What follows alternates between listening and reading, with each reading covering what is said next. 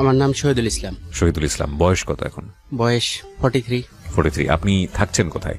মানে আপনার বর্তমানে নারায়ণগঞ্জ জেলার সিদ্ধিরগঞ্জ থানা। জন্ম জেলা কি নারায়ণগঞ্জ? না, জন্ম শরীয়তপুর জেলা নড়িয়া থানা, ওকে। ডিঙ্গামানিক ইউনিয়ন।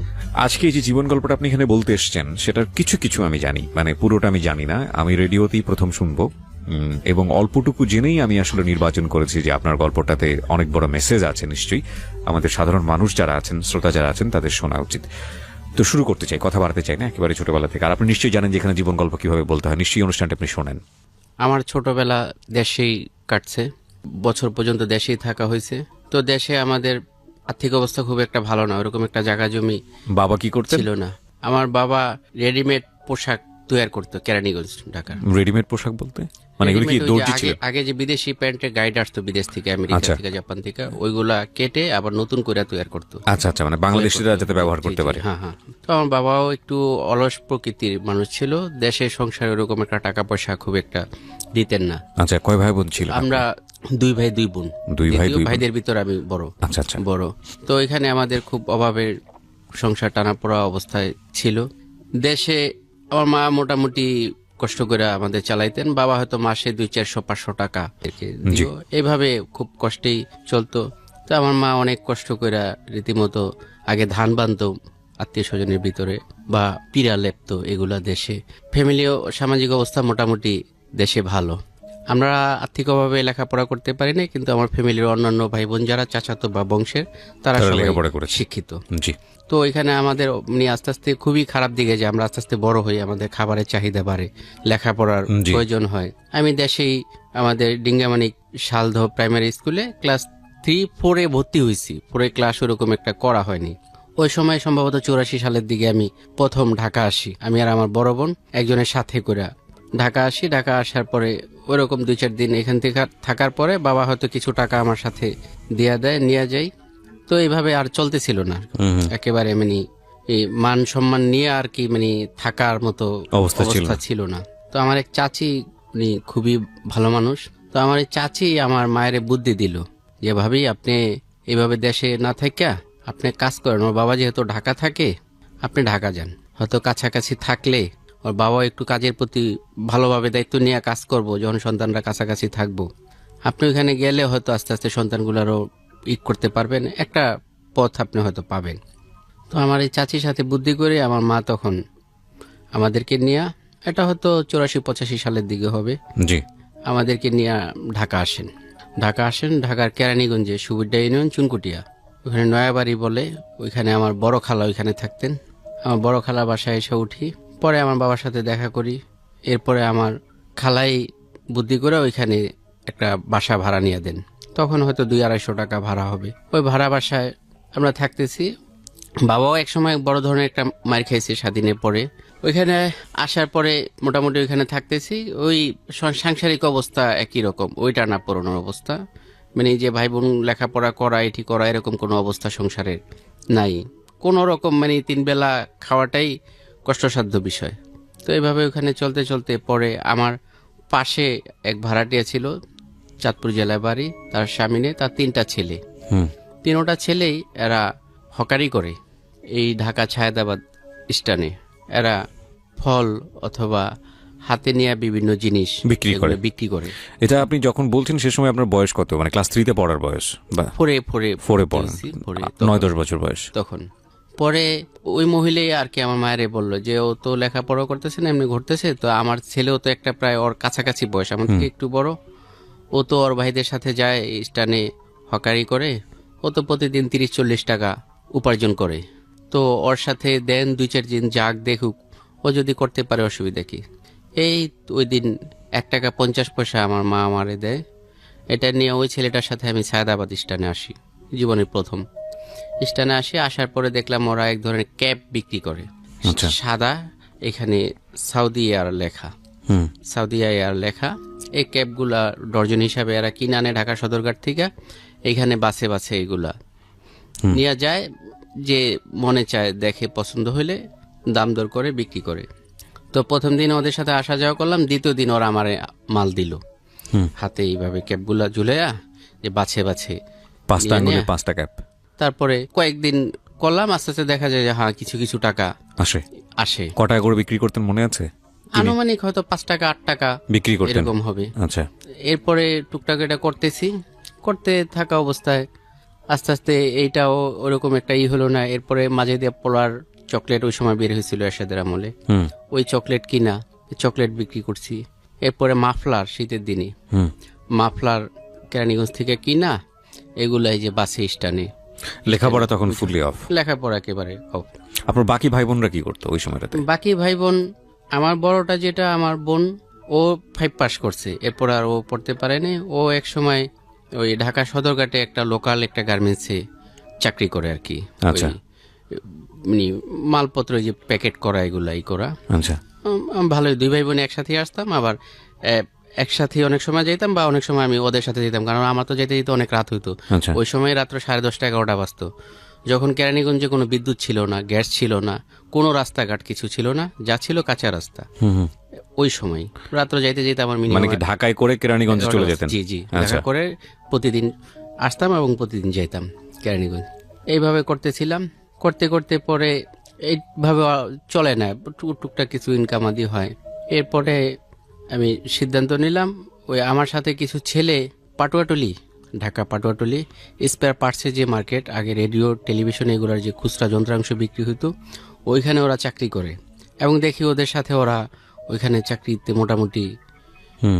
ভালো আছে, যেহেতু ওরা মালিকগুলা ব্যবসায়ী, ভালো ইসলামপুরে বা পাটাটলির ব্যবসায়ী। তো ওদেরকে জিজ্ঞেস করলাম যে ওরা কীরকম। ওরা বলে যে এরকম 400-500 টাকা বেতন দেয়, প্রতিদিন 10-20 টাকা খাবারের জন্য দেয়, এবং ব্যবসায়ী মানুষ তো কিছু হাদিয়া বকশিস সেগুলা দেয়, আর পর্যাপ্ত খাওয়াও যায়, নাস্তা, দুপুরে লাঞ্চের সময় লাঞ্চ নিয়ে যেতে হয়, তারপরে তারা ও খাওয়ায়, বাচ্চা মানুষ তো আদর করে। তো ওদেরটা দেখে আগে যেটা বলে পিচ্চি, আগে দোকানে সব দোকানে আগে পিচ্চি রাখতো জি। এক সময়। এদের খুব সামান্য বেতন ছিল, 300-500 এরকম টাকা, আর বাচ্চা মানুষ, ওদের জন্য এটাই অনেক কিছু। ওরা পুরো টাকাটাই নিয়ে বাবা মার হাতে দিতে পারতো। আমি ওদের সাথে ঢাকা পাটুয়াটলি রসনানা মার্কেট, যেখানে আগে এই রেকর্ডিং এর জন্য ক্যাসেটের বাংলাদেশের ভিতরে সবচেয়ে বিখ্যাত মার্কেট ছিল, হুম হুম। ওইখানে আমি একটা দোকানে, স্পেয়ার পার্টসের দোকানে লাগি। সম্ভবত 400 বা সর্বোচ্চ 500 টাকা বেতন হবে। জি। এরকম ওইখানে কয়েক বছর করলাম। কয়েক বছর করার পরে আমার আগে খুব কিছু একটা নতুন করা বা একটু ভালোর দিকে যাওয়া, একটা উপার্জনের দিকে যাওয়া, সাকসেস হওয়ার দিকে, একটা এরকম আমার একটা মাথার ভিতরে সবসময় কাজ করতো। ওইটা করে দেখলাম যে বেতন আমার মনে হয় সম্ভবত 800 টাকা পর্যন্ত উঠছে কয়েক বছর কইরা।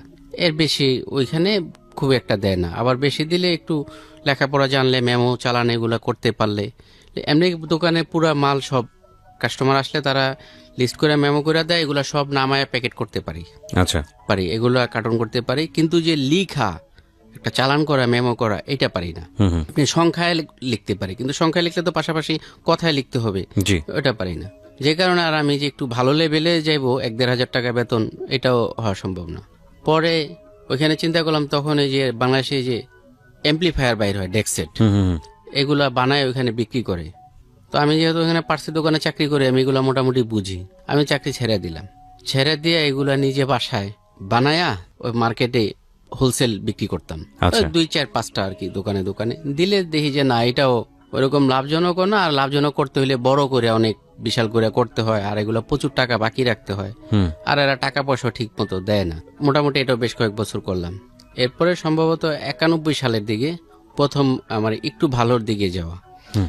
আমার বড় মামা নুরুল ইসলাম গুলিস্তানে, তার আগে কিন্তু হকার্স মার্কেট গুলিস্তানে প্যান্টের জন্য বা কাপড়ের জন্য ওই সময়ের মানুষের জন্য খুব গ্রহণযোগ্য একটা স্থান ছিল। জি। ওইখানে কম টাকায় বিদেশি বিভিন্ন গাইডের, তখন পুরাতন বঙ্গবাজার। আচ্ছা। তো আমার বড় মামার ওইখানে দোকান ছিল।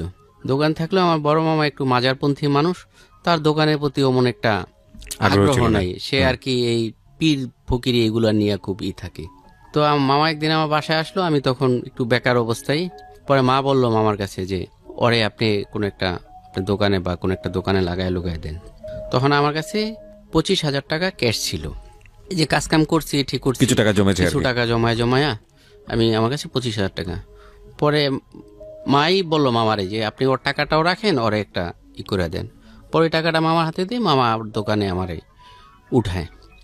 গুলিস্তানের সিনেমা হলের পিছনে যে মার্কেটটা, এটা হকার্স মার্কেট ছিল তখন, ওইখানে মামার দোকানে উঠাইলে মামার দোকানে আমি একটা ভালো সুযোগ পেয়েছি কি, যেহেতু মামা দোকানে নিয়মিত থাকে না, একটা দায়িত্ব নেওয়ার রকম, তাড়াতাড়ি কাজ শেখার রকম। সাথে একজন পুরান সেলসম্যান ছিল। আমি ওঠার পরে মোটামুটি আস্তে ধীরে অল্প দিনে পুরো দোকানই আমার হাতে আইসা পড়লো, যে আমি নিজেই মাল কিনি কেরানীগঞ্জ থেকে।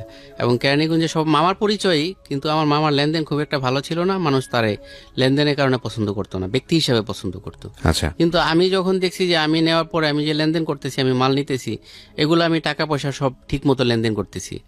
এবং ওই কাপড়ের লাইনে ব্যবসার সিস্টেম হইল গিয়া, আপনি সারা বছর বাকি আনবেন, কোনো সমস্যা নেই। রমজানে যদি পরিশোধ করেন তাইলে আপনারে পীর মানবো, আচ্ছা, আর যদি রমজানে পরিশোধ না করেন আপনারে মানে লাঞ্ছিত করতে একটু দ্বিধাবোধ করবো না।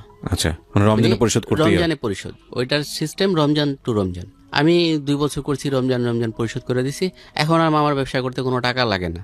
দোকান এমন 4টা ইচ্ছা করলে ভরণ যাবো, আমার পরিচয় আমি এনে ভরতে পারবো। আচ্ছা, কি নিয়ে আসতেন প্রোডাক্ট? প্যান্ট, শুধু প্যান্ট। শুধু প্যান্ট? আচ্ছা, আমি বেচা কিনা করতেছি। মামার ওখানে শুরুতে 800 টাকা বেতনে ঢুকছি, পরে মামা আস্তে আস্তে মনে হয় ভালোই বাড়ায় দিছে। ওই কেরানীগঞ্জ থেকে আসতাম, সকালে আসতাম, চাবি আমার কাছে থাকতো, আমি এখানে এসে দোকান খুলতাম, দোকান সাজাইতাম, দোকান করতাম। আরেকজন লোক ছিল পুরান, সে সেলসম্যান, তারা তো এত সকাল আসে না, তারা একটু দেরি করে আসে, খুব ভালোই চলতেছিল। এরপরে বঙ্গবাজার পড়লো, আগুন লাগলো 1 বছর, কত সালে আমার খেয়াল নেই। যখন বঙ্গবাজার আগুন লাগলো, ওইবার তো বঙ্গবাজার যেহেতু পুড়ে গেছে, এইটা খুব জমে গেল, মানে প্রতিদিন চাঁদরাত। আচ্ছা, চাঁদরাতের বেচে কিনা প্রতিদিন হয়, মানে বিক্রি অনেক বেড়ে গেল, 10 গুণ বেড়ে গেছে এত। খুব ভালোই ব্যবসা হলো, ব্যবসা করতেছিলাম। এরপরে ওই মার্কেট কত সালের দিকে খেলনা, ওই মার্কেটটা ভাঙ্গা দিছে। মানে হকার্স মার্কেটগুলো আবার বিভিন্ন গ্রুপ থাকে, দখল ইঠি কারণে ওটা ভাঙ্গা দিছে। ভাঙ্গা দেওয়ার পরে আমার এই পর্বটা আপাতত এখানে দোকানদারের এটা শেষ হয়ে গেল। এখন ফিরা মার্কেট করতে তো সময় লাগবে, এত বড় একটা মার্কেট। আমি কি করব? তো আমার মাঝারো মামা আবার একটু পলিটিক্সের সাথে জড়িত। তো মাঝারো মামা ঢাকায় কোনো একটা ক্লাব, যে ফুটবল ক্লাবগুলা বলে, এগুলা রাত্রে হাউজি বা জুয়া জাতীয় জিনিস হয়। তো তারা কয়েকজনে আবার এরকম একটা ক্লাব, ওই যে কি বলে না, ডাকে আনে, ঠিকা আনে না, বছরের জন্য চুক্তিতে এত টাকা, ওইরকম একটা ক্লাবের সাথে সে জড়িত। পরে মামা বলল যে ক্লাবে ডিউটি করবি নি। তো আমি চিন্তা করলাম ঠিক আছে যাই, খুব একটা নামি দামি ফুটবল ক্লাব। ওই ক্লাবে আমি গেলাম, জয়েন করলাম। জয়েন করার পরে ওইখানে যাওয়ার পরে দেখলাম যে এটা একটা অন্য দুনিয়া। আমার কাজ হলো কি, ওইখানে সিগারেট, বাংলা পাইপ, গুডলিফ, বেনসন আর ছোট ছোট মদের বোতল 1 সেপ বা 2 সেপ হবে, এগুলো অনেক অসংখ্য আসে। এগুলো ওইখানে যারা খেলতে আসে ক্লায়েন্টদের দেওয়া হয়। আমার কাজ হলো এটা হিসাব করা, যে কত প্যাকেট বা কত কার্টন আসলো এবং কত কার্টন গেল। এখন গেলে একটা হলো ক্লায়েন্টের কার্ড থাকে, তারা কার্ড দেখাইলে দিয়ে দিতে হয়, আর একটা কোনটা কার রেফারেন্সে দেওয়া হইলো এটা লেখা রাখতে হয়। এখন বর্ণনা লিখতে তো আমি পারি না। ইনকাম ভালো, প্রতিদিন 700 টাকা হাজিরা ওই সময়, আর 2000 টাকা এক রাত্রে ইনকাম আছে। ওরে বাবা, তো সেই সময় তো বহুত ইনকাম। এটা 2000 টাকা ইনকাম আছে ওইখানে, 700 টাকা হাজিরা। মানে আবার অমুকের ভাইগনা চিনে, সকালে দেখি যে আইসা পকেটে আমার অনেকে 50 টাকা, 100 টাকা, 200 টাকা গুজে দিয়ে যেতেছে, পকেটে ঢুকাই দিয়ে যেতেছে। রাত্রে খাবার ফ্রি ওইখানে। আর আমাদের দেশি মদ যেটা, এটা তো ড্রামে করা আছে, টিপকল লাগানো আছে, যার দরকার খাবে, একেবারে ড্রাম ভরা আছে দেশি মদ, এরকম একটা জায়গা। আমি 2 দিন করলাম, করার পরে আমি দেখলাম যে সকালবেলা ওইখানে এরকম হাউজি যারা খেলতে আসে লক্ষ লক্ষ টাকা নিয়ে, সকালে অনেকে যাওয়ার ভাড়াও থাকে না, বেবি ভাড়াও থাকে না। ওইখানে সকালবেলা কি করা হয়, টাকার বান্ডিল খুইলা, পিন খুইলা, 500 টাকার বা 100 টাকার টাকা উড়াই দেওয়া হয় আকাশের দিকে। এবার এলা যে যেটা নিতে পারে কেন টোকায়। এটা হলো অনেকে রাত্রে খেলতে আইসা সর্বশান্ত। আচ্ছা, এই উড়াইটা কে দেয়? বেবি ভাড়া দেওয়া যাবে জি। এই উড়াইটা কে দিল? ওই ক্লাবের পক্ষ থেকে একজন টাকা উড়াই দেয়, এখান থেকে যে 500, 1000, 2000 যে নিতে পারে। হ্যাঁ, এরকম সকালে পরিস্থিতি হয়। এক কথায় ডিফেন্সের লোক, বিভিন্ন রাজনৈতিক ব্যক্তি, মানে বিভিন্ন ধরনের লোক, পাওয়ারফুল লোকজন আছে। এখন আমি ওইখানে দেওয়া হয়, অমুকের রেফারেন্সে এত প্যাকেট সিগারেট, অমুকের রেফারেন্সে বিয়ার, অমুকের রেফারেন্সে এই। এখন এগুলো আমি লিখতে পারবো না, আর এটা আমার পছন্দ হলো না এই কাজটা। আর রাত্রি জাগা আমার পক্ষে সম্ভব না। ওই কাজ হলো গিয়ে আপনি মাগরিবের পর থেকে ডিউটি শুরু, হয়তো 5টা বাজে ওইখানে যাইতে হয়, ডিউটি শুরু আপনার ফজরের আজানের আগ পর্যন্ত ডিউটি। শুধু এগুলো আপনাকে লিখে রাখতে হতো? 2 দিন করার পরে আমার আর এটা ভালো লাগলো না। পরে আমি যা চাকরিতে লাগলাম, ওই অন্য একটা মার্কেটে চাকরিতে লাগলাম। 120 টাকা রোজ দৈনিক হাজিরা, মাসিক বেতন না।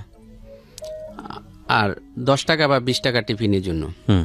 টিফিনের জন্য এই প্যান্টের দোকানি ওইখানে করলাম মোটামুটি বেশ কিছুদিন করলাম। বেশ কিছুদিন করার পরে আস্তে আস্তে বেতন মনে হয় কিছু একটু বাড়লো। এরপরে একদিন ওই দোকান থেকে আমি চাকরি ছেড়ে দিলাম। হলো ওইখানে আমি ওই বয়সে আমি খুব ভালো দোকানদার ছিলাম, মোটামুটি আমার চেয়ে অনেক পুরান বা অনেকেই যারা, কারণ তখন তো এইসব কথা হলো সত্য মিথ্যা কথা বলতে হয়, একটু বাড়তি কথা বলতে হয় কাস্টমারের সন্তুষ্ট করার জন্য, কারণ ওইখানে মুখ বুঝা থাকলে আর হকালালি কথা বললে কাপড়ের ব্যবসা চলে না। আমি ভালো দোকানদার ছিলাম। ওই দোকান থেকে চাকরি ছিলাম। ওই মহাজন একদিন আমারে তার ছেলের সহ বললো যে একটু ঘুরে আসতে, ঢাকার বাইরে যাও, ঘোরার কথা বলছে, সত্য কথা বলেনি। পরে আমার ওই শীতে মাল বিক্রির পরে যে কোটগুলা থাকে, ওয়েস্টেজ কোটগুলো আর কি, এগুলা চলার মতো না, এগুলা দিয়া বরিশাল চরমনাই ময়দানে পাঠায় বিক্রি করার জন্য। এগুলো নাম মাত্র 50 টাকা, 60 টাকা, 100 টাকা, যে যা কয়, মানে এগুলো বেঁচে আসার জন্য। এখানে যে পাঠাইছে বিষয়টা আমার ভালো লাগেনি। আর আমি তখন থেকে যেহেতু কাপড়ের দোকানদারি করি, আর আমার আশেপাশের লোকজন, আমার আশেপাশে একজন মামা ছিল যে মানে যার ফ্যামিলির প্রায় অনেকেই জাপান ছিল, সে পোশাক আশাক অনেকটা ওই রকম পরতো। সে ওই সময় ফপসের প্যান্ট পরতো, শারমুন থেকে শার্ট বানায় পড়তো। তার দেখা দেখে আমি তারে নকল করতাম, তারে আমি খুব পছন্দ করতাম। আমি পোশাক আশাক ঠিক ওরকম পরতাম। আমি এই যে চরমনাই ময়দানে কাজ করতে গেছি, তখনই আমার ওই আমলেই আমার 1800 টাকা দামে জুতা পরনি, এলিফ্যান্ট রোড থেকে কিনা।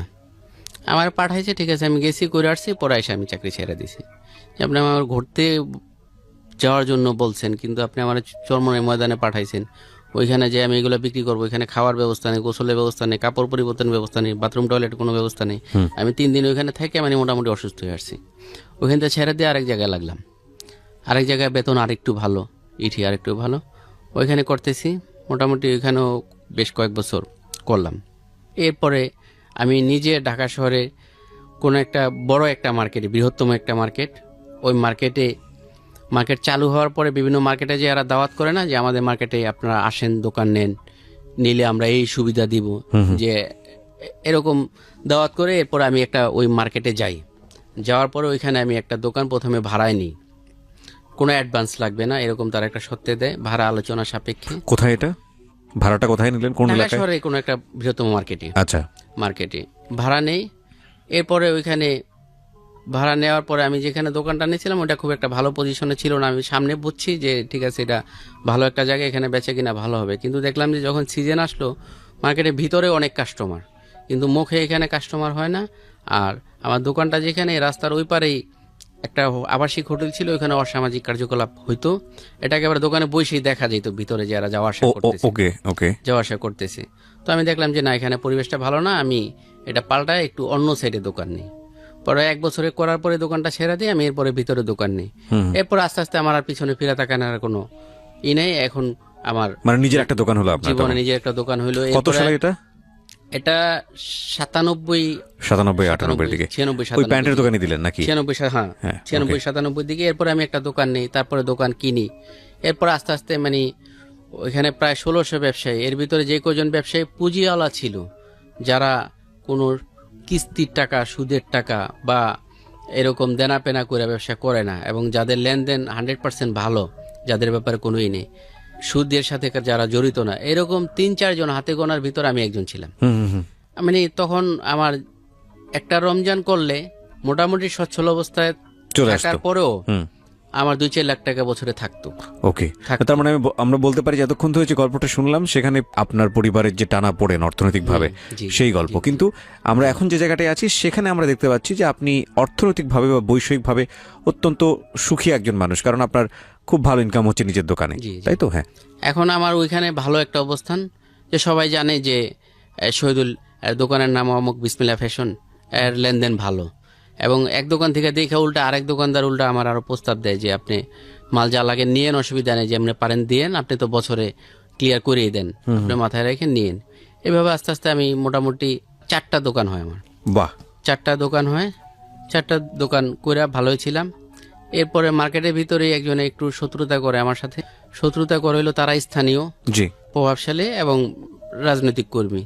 শত্রুতা করে হলো যে আমরা এলাকার পোলা, আমরা ব্যবসা করতে পারি না, আর তোরা দেশে তো নাই, ব্যবসা করে যাস, যে এইখানে এই আইটেমটা চলবে না, এই আইটেমটা করতে হলে এই মার্কেটে অন্য একটা সাইট, যে সাইটটা ভালো না ওই সাইটে দোকান নিতে হবে।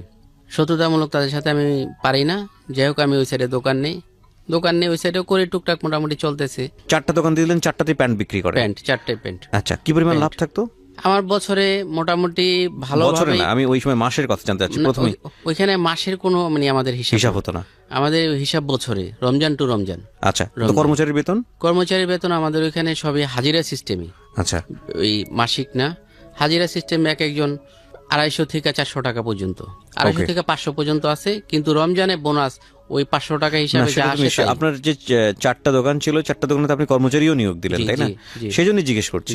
জি বলুন। তারপর ওই রমজানে বোনাস ফুল, কোরবানিতে হাফ, এইভাবে দিয়া ব্যবসা বাণিজ্য করে মোটামুটি আমি চলতেছিলাম, ভালোভাবে চলতেছিলাম। তারপরে আমার বিয়ের যে বিষয়টা আসে, বিয়ের ব্যাপারে আমি একটু আগ্রহী হই, যেহেতু ওই খালাতো বোনের বিষয়টা শেষ হয়ে যায়। এরপরে বিয়ের বিষয়টা আগ্রহী হই, তখন আমি আমার মুরব্বী যারা তাদেরকে জানাই। তখন আমার মা একটা বলা যায় একটু ভুলই, তখন চিন্তা করে যে ও কাজকাম করে, ওর বা সংসার চালায়, যদি ওরে এখন বিয়ে করায় দেই তাহলে যদি হইতে পারে যে ও পর হয়ে যাবে, এরকম কিছু একটা, হয়তো সংসার আরেকজনের হাতে চলে যাবে তখন। আর আমরা এখন পর্যন্ত ওরকম সচ্ছল যে খুব একেবারে বড় ধরনের তা না, মোটামুটি ভালো আছি, যে সে একটু বিয়ের ব্যাপারে একটু অনাগ্রহী ছিল। পরে আস্তে আস্তে আমি বিভিন্নভাবে জানানোর পরে এরপরে তারা একটু আগ্রহী হয়, কিন্তু মনের ঠিকানা। আমি আবার জানাই এই কারণে, আমি যে ব্যবসা বাণিজ্য করতে যাই, আবার আমার আস্তে আস্তে কিছু বন্ধু বান্ধবের সাথে পরিচয় হয়, সম্পর্ক হয়, যারা উশৃঙ্খল টাইপের, যারা ফ্যান্সি ডিল, এদের সঙ্গে আপনার পরিচয় হওয়া শুরু হলো। হ্যাঁ, এদের সাথে আমার ঘনিষ্ঠতা একেবারে খুবই ঘনিষ্ঠ। কিন্তু এরা আমার খুবই ভালো জানতো, খুবই করতো। আর আমি খুব পোংটা টাইপের ছিলাম, খুব দুষ্ট কথাবার্তা বলতাম, খুব জমায় রাখতাম। বন্ধু বান্ধব যারা ছিল সবাই আমার খুব পছন্দ করতো, কিন্তু আমি কোনো নেশা পানি কিছু করতাম না। আমি বেশি হলে চা আর ওই অগর থেকে হয়তো সিগারেট 2-1 টান দিতাম। এইটাও ওরা আমারই দিত যে তুই টান দেখি, কারণ আমি টানতে পারতাম না, এটা ওরা বুঝতো, এটা ওরা একটু মজা করতো। আস্তে আস্তে ওদের সাথে চলাফেরা করতে করতে ওরা খুবই এরকম উশৃঙ্খল টাইপের। ওরা একটাতে দেখা গেছে 10-20 হাজার টাকা খরচ করে ফেলা, এগুলো টাকা ওদের ওই রকম পথেই ইনকাম করা টাকা।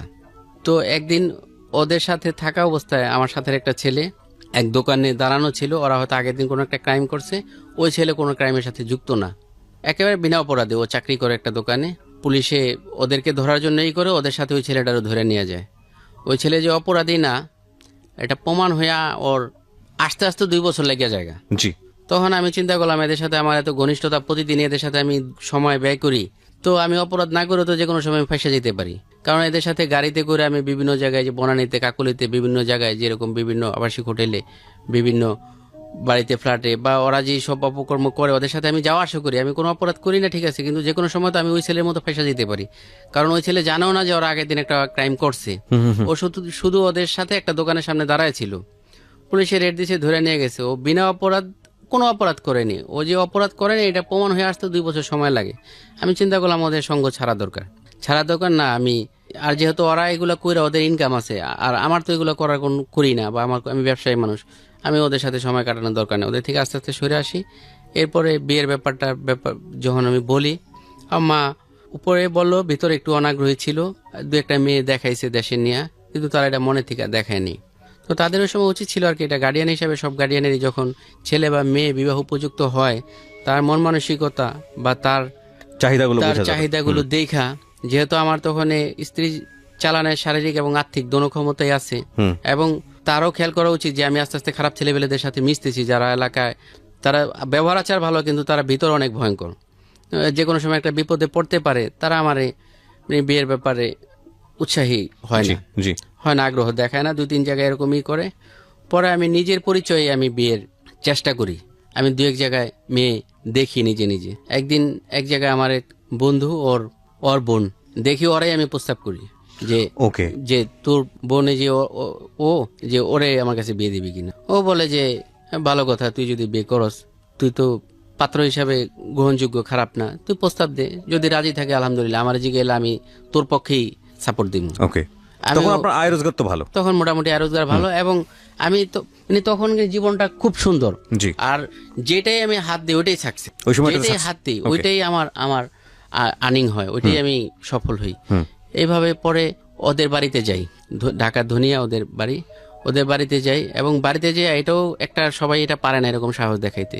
আমি ওদের ঘরে যাই, ঘরে যেয়ে ওর মার্কেটে সালাম দেই, ওর মা আমার চিনে, তারপরে পরিচয় দেওয়ার পর ওর মায়ের ওই দিনই একেবারে সরাসরি প্রস্তাব দেই যে আন্টি আমি আপনার মেয়ে এনাম, ওরা আমি বিয়ে করতে চাই। ওকে, আপনি ডিরেক্টলি বলেন? চাই। আচ্ছা, বিয়ে করতে চাই একেবারে পুরো আমি বিস্তারিত ভাঙ্গা বলি যে আপনি কি বলেন। পরে এবং আমি ওইখানে একটা পাগলামি করছি, আমি বলছি যে আপনি যদি রাজি হন তাহলে আজকেই আমি আংটি পরানো বা যা যা বলেন সবকিছু আমি এখনই করে যাব, আচ্ছা, কালকে বিয়ে। পরে মহিলা খুব ভদ্র, আমার চিনে, আমার সম্বন্ধে তার ধারণা ভালো। সে বলে যে ঠিক আছে আমি কালকে একটু, তারা ঢাকাইয়া, যে কালকে একটু আমি আমার আত্মীয় স্বজন যারা আছে সবার সাথে একটু বুঝি দেখি, তুমি আমার 2-1 দিন সময় দাও। পরে আমি বললাম যে আন্টি ঠিক আছে, সময় আমি দিলাম 1 দিন বা 2 দিন, কিন্তু প্রস্তাব ওকে আমি ওই সময় ওই মুহূর্তে আমি 1 মণ বনফুলের থেকে মিষ্টি কিনে ওই বাড়িতে দিয়ে আসি।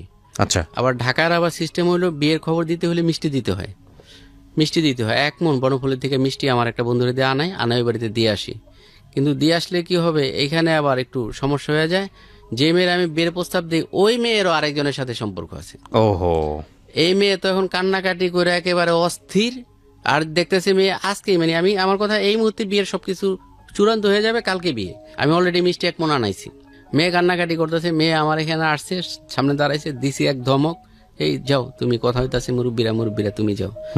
এখন এই মেয়ে ওখানে গেলে আবার ভেজাল লাগে, ওরা একটা খালাতো বোন থাকে, ও ওইখানে পুরো ঝগড়া কাজিয়া লাগাই দেয় 2 বোনে মিলে। ও বলে যে ওর সাথে আমার সম্পর্ক আছে, মানে আমার সাথে তার সম্পর্ক আছে, ওই মেয়েরই আপন খালাতো বোন, আসলে ওর সাথে আমার কোনো সম্পর্ক নেই। রাইট। পরের দিন তো পুরো গোলমেলে লাগে যাওয়ার পরে এটা ওর মামা, ওই মেয়ের মামা আমারে বলে যে শহীদুল এই বিষয় তো এটা না হয় ভালো, আচ্ছা, না হয় ভালো, এখন মানে ক্লোজ করে দেয়, যেহেতু ওরা 2 বোনই এখন ভেজাল, যেহেতু আপন 2 খালাতো বোন। ও বলতেছে ওর সাথে তোমার সম্পর্ক আছে, সম্পর্ক নাই এটা সবাই জানে, কিন্তু ও তো প্রমাণ করার জন্য হাতে রক্তাক্তও করছে। জি, এখন তুমি এটা প্রস্তাব ফিরিয়ে নাও, যা গেছে গা, কিন্তু মিষ্টি ফিরিয়ে নিতে হইব, ওদের আবার সিস্টেম মিষ্টি ফিরিয়ে নিতে হবে। যাই হোক, এই মিষ্টি না রাত্রে আমি রাস্তায় মানুষের প্যাকেট ধরে দিয়ে দিছি, ওইটাও হইলো না। এরপরে আমি বিয়ের জন্য মেয়ে দেখি ঢাকা নারায়ণগঞ্জে সিদ্ধিরগঞ্জ থানা, তখন যে জুট মিল ছিল, এই জুট মিল এলাকায়, তাদের দেশের বাড়ি বিক্রমপুর লোহজং থানায়, জি, এখানে তারা বসবাস করে নানা বাড়িতে।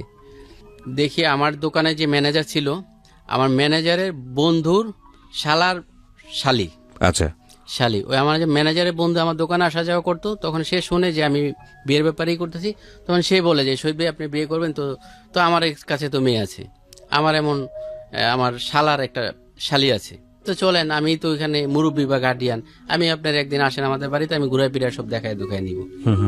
আমি এই সিদ্ধিরগঞ্জ এলাকায় আসার পরে মেয়ে দেখি, এখন আমি বিয়ের ব্যাপারে আগ্রহী হই।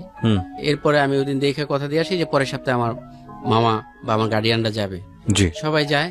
যাওয়ার পরে তার আংটি পরে আসে। 2002 সালে মে 3 তারিখে বিয়ে হয়। আচ্ছা, বিয়ে হওয়ার পরে আমার স্ত্রীর সাথেও আমার প্রথম থেকে খুব একটা বনিবনা হইতেছিল না। তার দিনে তার সম্পর্ক খুবই ভালো, সে খুবই পর্দানসীন, ধার্মিক, স্বামী ভক্ত, মানে একটা যতগুলা ভালো গুণ থাকে সবই তার আছে, কিন্তু তার সমস্যা হতো রাত্রে তার কাছে গেলে সে আপত্তি করত। আচ্ছা, এবং তখন যে একটা আন্তরিক অবস্থা, এটা সে হতো না। আচ্ছা, এটার পিছনে কোনো কারণ থাকতে পারে, আপনি কখনো ফাইন্ড আউট করেছেন ওই সময়টাতে? তারপরে এরা খুব ভাবে জিজ্ঞেস করি, কোনোই নেই, আসলে কোনো কারণ ছিল না, এটা তার মানে একটা মানসিক একটা ভয় বা কোনো একটা কিছু। ওকে, সে এইভাবে বেশ কিছুদিন যায়, আস্তে আস্তে মানে আমিও কিছু খারাপ আচরণ শুরু করি, এরপরও কোনো কিছু হয় না। পরে আস্তে আস্তে আমি তবলিগে যাই।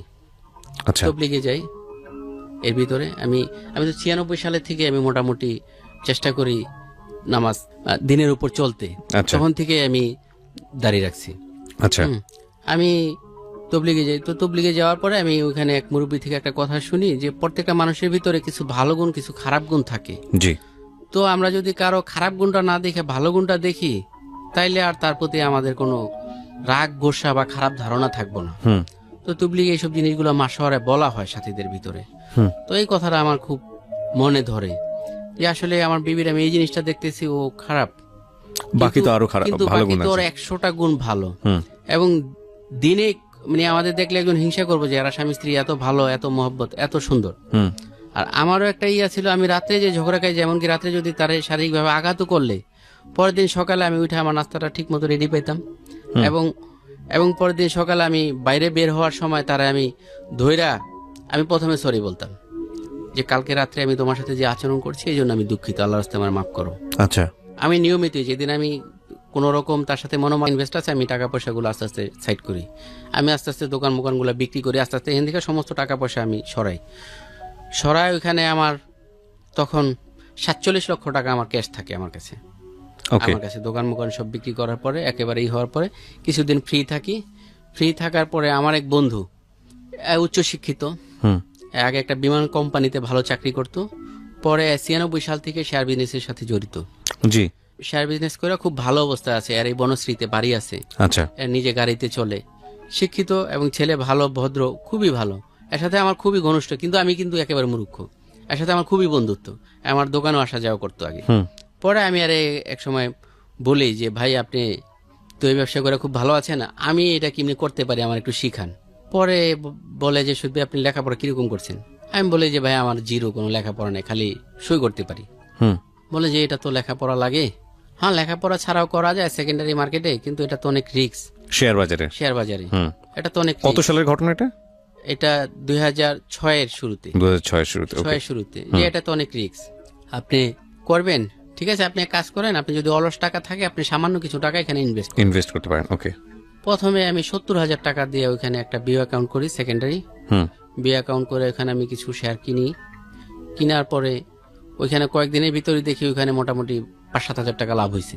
আচ্ছা, পরে আমি দেখি যে না, আমার তো এখানে ভালো, আর এখানে টাকা মানে কোনো চুরি হওয়া, ছিনতাই হওয়া, ডাকাতি হওয়া, কোনো রকম কোনো কিছুর কোনো সম্ভাবনা নাই, এখানে তো ইনভেস্ট করা যায়। আচ্ছা, আমি আস্তে আস্তে আমার এই সমস্ত টাকা এখানে ইনভেস্ট করলাম। ওকে, 2006 সালের দিকে আমি কিনা বেচা করতেছি। আর আগে ওই বাজারটা ছিল কি, আগে খুব একটা বাড়তো না, খুব একটা কমতো না, মানুষ একেবারে এক বছরে মানে কোটিপতি এরকমও না, আবার এক বছরে জিরো এরকমও না, বাজারটা আপ ডাউন কম করতো।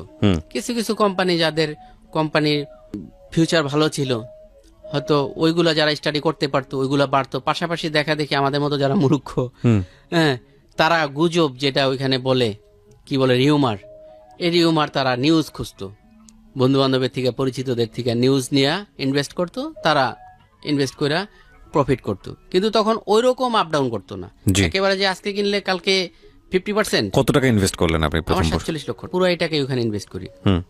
ইনভেস্ট করার পরে ওখানে আমি কেনা বেচা করতে করতে ভালো অবস্থায় ওখানে আমি একটা নিয়মিত ক্লায়েন্ট বা নিয়মিত ট্রেডার হয়ে যাই আমি। আচ্ছা, মানে সারাদিন এগুলোই করতেন? হ্যাঁ, আমি প্রতিদিন সকালে 10টা বাজে ওখানে যেতাম, ওখানে ট্রেড শেষ হওয়া পর্যন্ত, সম্ভবত 4টা বাজে লেনদেন শেষ হইতো, 4টা পর্যন্ত ওখানে থাকতাম। আমার এরকম নিয়মিত চেয়ারিয়া ছিল, সিটিয়া ছিল, যে এটা অমুকের, ওখানে যারা নিয়মিত লেনদেন করে, বড় লেনদেন করে, তাদের এরকম নিয়মিত ব্রোকার হাউজে চেয়ার থাকে। আচ্ছা, থাকে, এটা অমুকের, এটা অমুকের। সেল করতেন, কিনতেন? সেল করতাম, হ্যাঁ, সেল বাই করতাম। আর এটা করার জন্য কোনো লেখাপড়ার প্রয়োজন ছিল না। ওইখানে যে কোম্পানি থেকে নিযুক্ত যে ট্রেডার থাকে তারে বললে যে এটা আপনি বাই করেন, সে বাই করতো, এটা আপনি সেল করেন, সেল করতো। কিন্তু বুঝতেন না যে কোন শেয়ারের কি অবস্থা দাঁড়াবে শেষ পর্যন্ত? এগুলা মোটামুটি ওই যে বন্ধু বান্ধবের থেকে কিছু জেনে নিতাম, আর কিছু ওই যে ওখানে রিউমারে, মানে রিউমারের উপরে এত টাকা ইনভেস্ট করতে যাচ্ছেন? হ্যাঁ, আচ্ছা, এবং থাকতো মোটামুটি লাভ তো ভালোই থাকতো? হ্যাঁ, মোটামুটি খারাপ থাকতো না। আমার এখানে তো লোকজন খাটাই ঠিক করে, এখানে যে একটা মানসিক চাপ একটাই, এবং রমজান মাসে রোজা নামাজেরও ঠিক থাকতো না। কাপড়ের ব্যবসা, ওইখানে রমজান মাসে কোনো কিছু ঠিক থাকে না। রমজান মাস হলো মানুষের কামাই করার মাস, কিন্তু ওইখানে রমজান মাসে যত মিথ্যা কথা, যত টাউটারি, মানে এক কথায় সারা বছর গুণা যত রুক না করে রমজান মাসে তার চেয়ে বেশি করে এই কাপড়ের ব্যবসায়। আচ্ছা, কারণ ওইখানে আপনার এই যে আপনি একটা প্যান্ট আপনি কিনবেন, শুধু এটার বর্ণনা দিতে হবে বিভিন্ন, এটা আসলে কিন্তু লোকাল। ও আচ্ছা, এটা চায়না বলতে হবে, থাই বলতে হবে, এটা বলতেই হবে, মানে এগুলো সম্পূর্ণ মিথ্যা কথা, আর এটা না বললে কেউ কিনবেই না। আচ্ছা, এবং আমাদের দেশে যে বড় বড় কেউ যদি বলে যে ভাই আমি যে অমুক তারিখে কেরানীগঞ্জের ওই লোকাল মার্কেট থেকে জিনিসটা নিয়ে আসছি, আপনি কিনলে কেনেন, না কিনলে নাই, এটার দাম এরকম, কেউ কিনবে না, শুধু বলতে হয় মিথ্যা কথা। থাইল্যান্ড থেকে আসছে। আর আমি যেহেতু 96 সালে তবলিগে প্রথম 3 দিন সময় লাগে, তখন থেকে আমার ভিতরে একটা আল্লাহর ভয়, এবং যতটা সম্ভব গুনাহ না করা যায় এই ব্যাপারে আমি চেষ্টা করতাম। আচ্ছা, তো আমি যখন দেখলাম যে আমার এখানে টাকাটাও যেহেতু এখন অলস টাকা আছে, আর এখানে যেহেতু আমার এই ধরনের কোনো গুনাহ হইতেছে না, এটা জায়েজ কি না জায়েজ এই ব্যাপারে হয়তো কিছু ব্যাপার আছে। পার্থক্য আছে, কিন্তু এটা ওইরকম হারামের লেভেলে পড়ে না। এখানে আমি টাকা খাটাইতে মানে সম্পূর্ণ মিথ্যা কথা বলে একটা প্রোডাক্ট মিথ্যা কথা বলা লাগে না। ওইখানে রমজান মাসে কি যে একটা অবস্থা, রমজান মাসে আপনি দাড়ি টুপিওয়ালা মানুষও যারা 5 ওয়াক্ত নামাজ সারা বছর পরে রমজান মাসে পড়তে পারে না। কারণ কিভাবে পড়বো? একটা লোক সকালে 9টা থেকে আপনি দোকানদারি করে রাত্র 2টা 3টা পর্যন্ত, আর এত এনার্জি, সারাক্ষণ মানুষের সাথে কথা বলতে হয়, মানুষের খুশি রেখে তো তার কাছে জিনিসটা সেল করতে হয়, মানে ওই ঈদকে টার্গেট করে বিক্রিটা বেড়ে যায়। টার্গেট করে তার থেকে টাকা পয়সা নিতে হয়, এবং খাওয়া দাওয়ারও কোনো ঠিক থাকে না। শেষমেশ এই রাত্র জাগতে জাগতে এরকম হয়, এখনো অনেকটা কমছে, এরকম হয়। আগে মানুষ কিন্তু রমজানের শেষ দিকে কেনাকাটা বেশি করতো, এখন কিন্তু মানুষ রমজানের আগেই কেনাকাটা শুরু করে শেষমেশ না খায় থাকতে থাকতে এমন অবস্থা হইতো যে মুখ দেওয়া মানে কথা বেরোতেছে না, এরকম অবস্থা হয়। আমারও এই বিষয়গুলো ভালো লাগতো না, এবং তখনই ওই সময় 2008 সালে আমি হজেরও নিয়ত করি। আচ্ছা, হজেরও নিয়ত করি। আমার ওই বন্ধুটা তখন 2বার হজ করছে, 7-এ একবার 8-এ একবার 2বার হজ করছে। ওর সাথে আমি নিয়ত করি, কিন্তু পরে আর যাওয়া হয়নি। তখন আমি এটাকে ইনভেস্ট করার পরে আমার আর্থিক অবস্থা আরো ভালোর দিকে। আচ্ছা, আমি ওয়ারাই এলাকায় ফ্ল্যাট বাসা ভাড়া নিয়ে থাকি।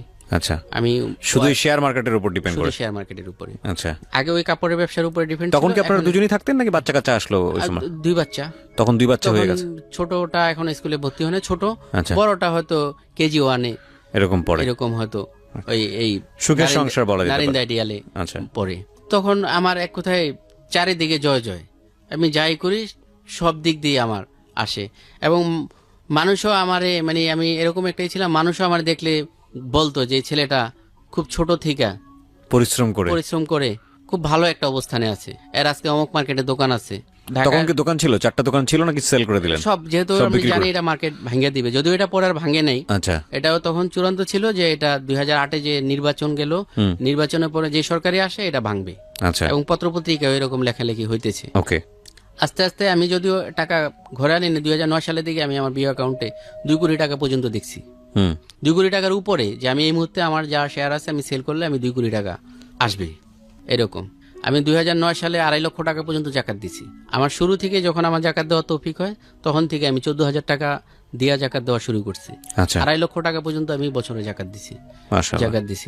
এভাবে লেনদেন শুরু করলাম। কিন্তু ওইখানে এটা তো একটা নেশা, এটাও কিন্তু মানুষের একটা নেশা, যেরকম অন্যান্য নেশাগুলা নেশা, টাকা আসা টাকা যাওয়া এটাও একটা নেশা। টাকা আসার এটাও সবাই সহ্য করতে পারে না, যাওয়ার এটাও, খোয়া গেলে, হারায় গেলে, ধ্বংস হয়ে গেলে এটাও সবাই সহ্য করতে পারে না। এরকম 2009-10 সালের দিকে যখন বাজার একেবারে চূড়ান্ত একেবারে শীর্ষে, ওই সময় বেশ কিছু নতুন শেয়ার বাজারে আসে, ওইগুলো আমি ইনভেস্ট করি। এটা ছিল আমার জীবনের সবচেয়ে বড় ভুল সিদ্ধান্ত। আগে যে আমি দেখে দেখে ইনভেস্ট করতাম, এগুলো আমার ওরকম কোনো লস হতো না। লস হলে একটা 5 লাখ লস হয়েছে, আবার আরেকটা 10 লাখ লাভ করতাম। আর আমার আরেকটা বড় ই ছিল, আমি সবসময় একটা আইটেম ইনভেস্ট করতাম, সব টাকা। যদিও সবাই বারবার বলে যে আপনি 3 ধাপে টাকা ইনভেস্ট করেন, short time, middle time, long time. এখান থেকে কিন্তু টাকা তুলে নেওয়া হয় না। একটা কিনি, হয়তো এটা 5 লক্ষ টাকা লাভ হয়েছে, ওইটা সেল করে দিয়া আবার নতুন করে আরেকটা বাই করি। আবার এটা কিছুদিন রাখছি, দেখা গেছে লাভ হয়েছে, এটা সেল করে দিয়ে আবার আরেকটা বাই করি। ওখান থেকে তো টাকা আমি আনতেছি না, আনলে হয়তো মাসে 10-20 হাজার যেটা দরকার এটা আনি, বাকি টাকা তো ওইখান থেকে আমার আনার কোনো প্রয়োজন নেই, ওইখানেই আমার থাকতেছে। এবং এই টাকা থেকে যে নিয়ে অন্য জায়গায় অন্য কোনো কিছু করা, যে কোনো জায়গায় জমি কিনা, বাড়ি করা, এরকম কোনো কিছু করা। হ্যাঁ, এর মাঝে আমি 23 লক্ষ টাকা এখান থেকে আমি নিয়েছিলাম। একটা জমি 8 লাখ টাকা কাঠা, 11 কাঠা জায়গা, এক জায়গায় কথাবার্তা বইলা বায়না দিয়েছিলাম। আসলে জীবনে চলার ক্ষেত্রে মানুষের বিশ্বাস করলেও সমস্যা, আবার অবিশ্বাস করলেও সমস্যা। আর চলার ক্ষেত্রে বিশ্বাস কেউ না কেউ করতেই হইব। আমি আমার জীবনে এটা একটা ভুল সিদ্ধান্ত ছিল, আমি কেউ বিশ্বাসও পরিপূর্ণ করিনি, অবিশ্বাসও পরিপূর্ণ করিনি। আমি একজনের বিশ্বাস করি, আমার এক আত্মীয়, তার কাছে 23 লক্ষ টাকা, ওই জমি বায়না বাবদ 23 লক্ষ টাকা তারে দিই। সে জমি দেখায়, জমি দেখানোর পরে এখান থেকে টাকা নিয়ে, আমার এই ছিল তখন, আমি এখান থেকে পুরো টাকা নিয়ে ওইখানে আমি চেতলা ফাউন্ডেশন করে আমি বিল্ডিং করে ফেলাম। মোটামুটি এখানে অল্প 10-20 লাখ টাকা রাখা। তো ওই জমির কাগজের সমস্যা, এগুলো কাগজ আমি কিছু বুঝি না। তারা এই জমিটা কমে কিনছে, ওই কাগজটা ঠিক করবো, মানে তাকে টার্গেট ঠিক করলে এটা তারা অনেক বেশি দামে বিক্রি করবো। এখন আস্তে আস্তে দেখলে, যখন আমি জানলাম যে এটা কাগজের সমস্যা আছে, কাগজই, এবং কাগজ যদি ঠিক না করতে পারে টাকা মেরেও যেতে পারে, তখন আমার এগো প্রতি একটা অবিশ্বাস হয়। এই টাকা পরে দেয় 2 বছর খাটাইয়া, 2 বছর পরে আমার টাকা ফেরত দেয় 23 লক্ষ টাকা। 2 বছর খাটায় টাকা ফেরত দেয়। তখন আমার বলে যে এরকম জায়গার কাগজ হয়েছে, এখন এইটা তুমি নিলে নিতে পারো, না নিলে তারা একটু অনাগ্রহ দেখায়, আমিও দেখি যে এটার প্রতি আমার আর আগ্রহ থাকে না, ওই টাকাও ফেরত আনি। এক কথায় আমার এইখানে থেকে এই যে 47 লক্ষ টাকা আমি এখানে বিনিয়োগ করছি, এখানে আমি আজকে কিনা 4 দিনে 15 লক্ষ টাকা পর্যন্ত লাভ করছি। 4 দিনে 15 লক্ষ 15 টাকা। লক্ষ টাকা। অর্থাৎ আজকে কিনছি, 4 দিন লাগে একটা শেয়ার ম্যাচিউর হইতে, 2 দিন পরে 4 দিনের দিন ওয়ার্কিং ডে 4টা বিক্রি করছি, 15 লক্ষ টাকা পর্যন্ত লাভ করছি। কিন্তু এখান থেকে টাকা আমি সরাই নিইনি। আর সরাই নেওয়ার জন্য ওরকম বুদ্ধি দেওয়ার রকম আমার বড় ভাই নাই, বাবা জীবিত না, আমার শ্বশুর তারও এরকম বুদ্ধি দেওয়ার মতোই নেই। এক কথায় আমার যে কেউ করবো যে বুঝাইবো যে তুই যে এখানে আছো, তো এখানে তো এটা ক্ষণস্থায়ী, তুই এখান থেকে টাকা পয়সা কিছু সরা, এখান থেকে সরা একটা কিছু কর, আমি আর করি না। এইভাবে লেনদেন করছি। এবং 2009-10 সালে যে বাজারে কিছু নতুন শেয়ার আসে, আপনি ওশান কন্টেইনার, ক্যাপিসিএল, খুলনা পাওয়ার লিমিটেড, তারপরে এখানে আরকে সিরামিক্স, এগুলো প্রত্যেকটা যেটা কিনছি 1 মাসে টাকা। কতগুলো টাকা ইনভেস্ট করেছিলেন ওখানে ওই নতুন শেয়ারে? নতুন শেয়ার আমার এই টাকা 2 কোটি টাকা কম বেশি, মানে সমস্ত টাকায় আপনি সমস্ত ওখানে টাকা আমি একটা নতুন শেয়ারের কিনে করেছেন? একটা অর্ধেক হয়ে গেছে, আমি এইটা নিয়ে আর একটা ঢুকতাম। 2 কোটি পর্যন্ত গিয়েছিলেন আপনি? 2 কোটি টাকা, 2 কোটি টাকার উপরে আমি আমার ইয়েতে আমি দেখছি, আমার পাসেস পাওয়ার 2 কোটি টাকার উপরে আছে। এখানে একটা জিনিস খেয়াল রাখবেন, কোথায় ছিল, মানুষের দোকানে কাজ করত, সেখান থেকে 2 কোটি টাকার মালিক ছিল শেয়ার বাজারে, এবং তারপরে নতুন কিছু শেয়ার কিনতে কি, কত সালের ঘটনা এটা? 9-10 2009-10-এ আমরা শেয়ার বাজারে যখন একটা বড় ধস নামলো ওই সময়, 10-এর আগে যখন বাজার একেবারে চূড়ান্ত উঠছে ওই পর্যায়ে। আচ্ছা, তো তখন আপনি হাফ হয়ে গেলেন, মানে রাতারাতি? হ্যাঁ। ওকে, তারপর ওশান কন্টেইনার কিনছি আমি, এটাও 4 দিনে আমার প্রায় 30% এর মতো নেই। আরকে সিরামিক্স কিনছি, এটাও 4 দিনে 30% এরকম নেই। মানে এরকম 4-5টায় আমার একেবারে টাকা ধ্বংস হয়ে গেল। পরে বাকি টাকা একটা ইনভেস্ট করলাম, খুব একটা রিস্ক নেয়া। এটা একটা কোম্পানি, তারা একটায় 3টা রাইট দিছে, একটা শেয়ার যা আছে এই সময় পর্যন্ত থাকলে তারা 3টা দিবে, 4টা শেয়ার আসবে, 3টা শেয়ারে মাত্র 30 টাকা জমা দিতে হবে, 3টা আসবে 4টা। এটা দেওয়ার আগে তাদের ডিভিডেন্ডের সময় দেওয়া, বছরে যেটা মুনাফা ডিভিডেন্ড দিবে, আর 1 দিন বা 2 দিন পরে ডিভিডেন্ড ঘোষণা দিব।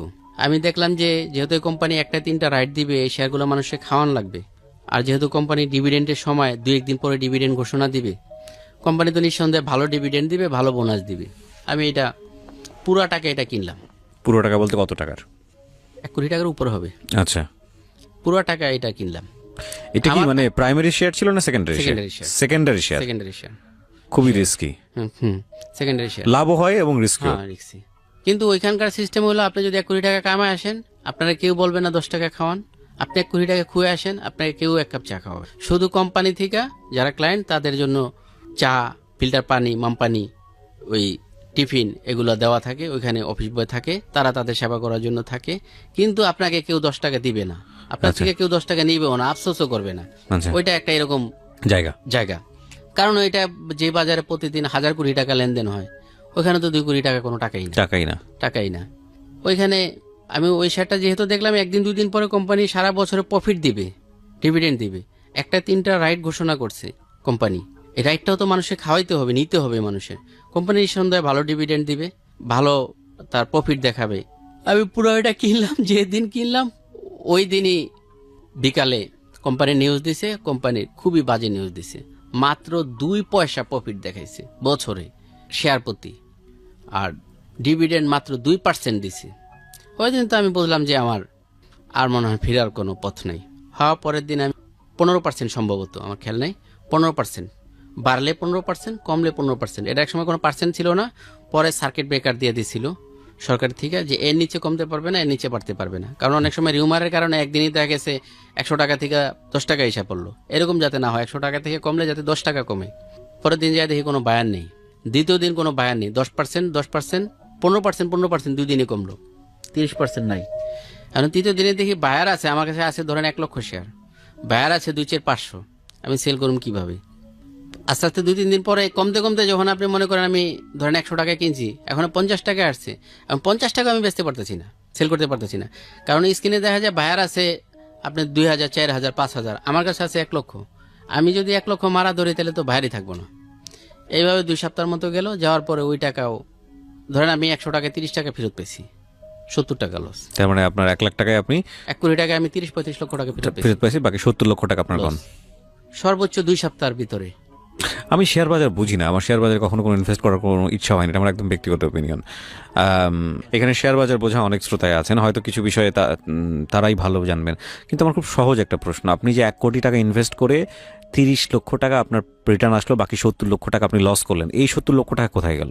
এই 70 লক্ষ টাকা কোথায় গেল? আমি যার থেকে কিনছি, ধরেন আমি 100 টাকায় কিনছি, কথা আমি 100 টাকায় কিনছি, সে তো 100 টাকায় বিক্রি করছে, হ্যাঁ, তার হয়তো অনেক কমে কিনা ছিল বা তার হয়তো বেশিতে কিনা ছিল, সেও লস দিয়ে বিক্রি করছে। হ্যাঁ, আমি 100 টাকা বিক্রি করছি, সে 1 কোটি টাকা পাইছে, হ্যাঁ, যে আমার কাছে বিক্রি করছে, আমার টাকাটা তার কাছে গেছে। হুম, এখন আমি যে আবার বিক্রি করছি, হুম। আমারটা যে কিনছে তার থেকে টাকা আমার কোটে আসছে। কোম্পানির লাভ কি এখানে? কোম্পানি তো শেয়ার ছাড়লো, সে কোম্পানি শেয়ার ছাড়াই হলো গিয়ে, কোম্পানি এটা মূলত তো ওই নিয়ম তো আমাদের এখানে করে না। কোম্পানি দেখা গেছে কোম্পানি ব্যবসা করতেছে, ব্যবসা করার প্রয়োজনে কোম্পানির টাকা দরকার, সেজন্য সে টাকা নিচ্ছে। কোম্পানিতে সে কিছু উন্নয়ন করব কোম্পানিতে, বা আরেকটা শাখা বাড়াবে, এই জন্য কোম্পানির 50 কোটি টাকা দরকার, কথার কথা, সে বা 100 কোটি টাকা দরকার, সে সরকারের কাছে আবেদন করবে, সরকার তার কোম্পানি দেখা যদি মনে করে যে হাতারে দেওয়া যায়, সে বাজার থেকে নিতে পারে। কোম্পানি বাজারে ধরেন 10 টাকা ফেস ভ্যালুতে সে শেয়ারগুলো বাজারে ছাড়লো, অর্থাৎ সে এই 10 টাকার সেই কোম্পানি মালিক, যে 10 টাকা দিয়ে একটা শেয়ার কিনলো, সেই কোম্পানি 10 টাকার মালিক। ধরেন এটা 5,000 কোটি টাকার সম্পদ, 5,000 কোটি টাকা থেকে সে 10 টাকার মালিক।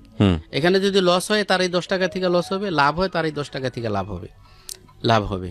এইভাবে ধরেন কোনো কোম্পানি 50 কোটি, 100 কোটি, 200 কোটি, 500 কোটি টাকা উঠায় নিতেছে। আলটিমেটলি ওই কোম্পানি যে শেয়ারগুলো ছাড়ছে সেটার উপরই এক ধরনের গ্যাম্বলিং, এক ধরনের জুয়া ধরা।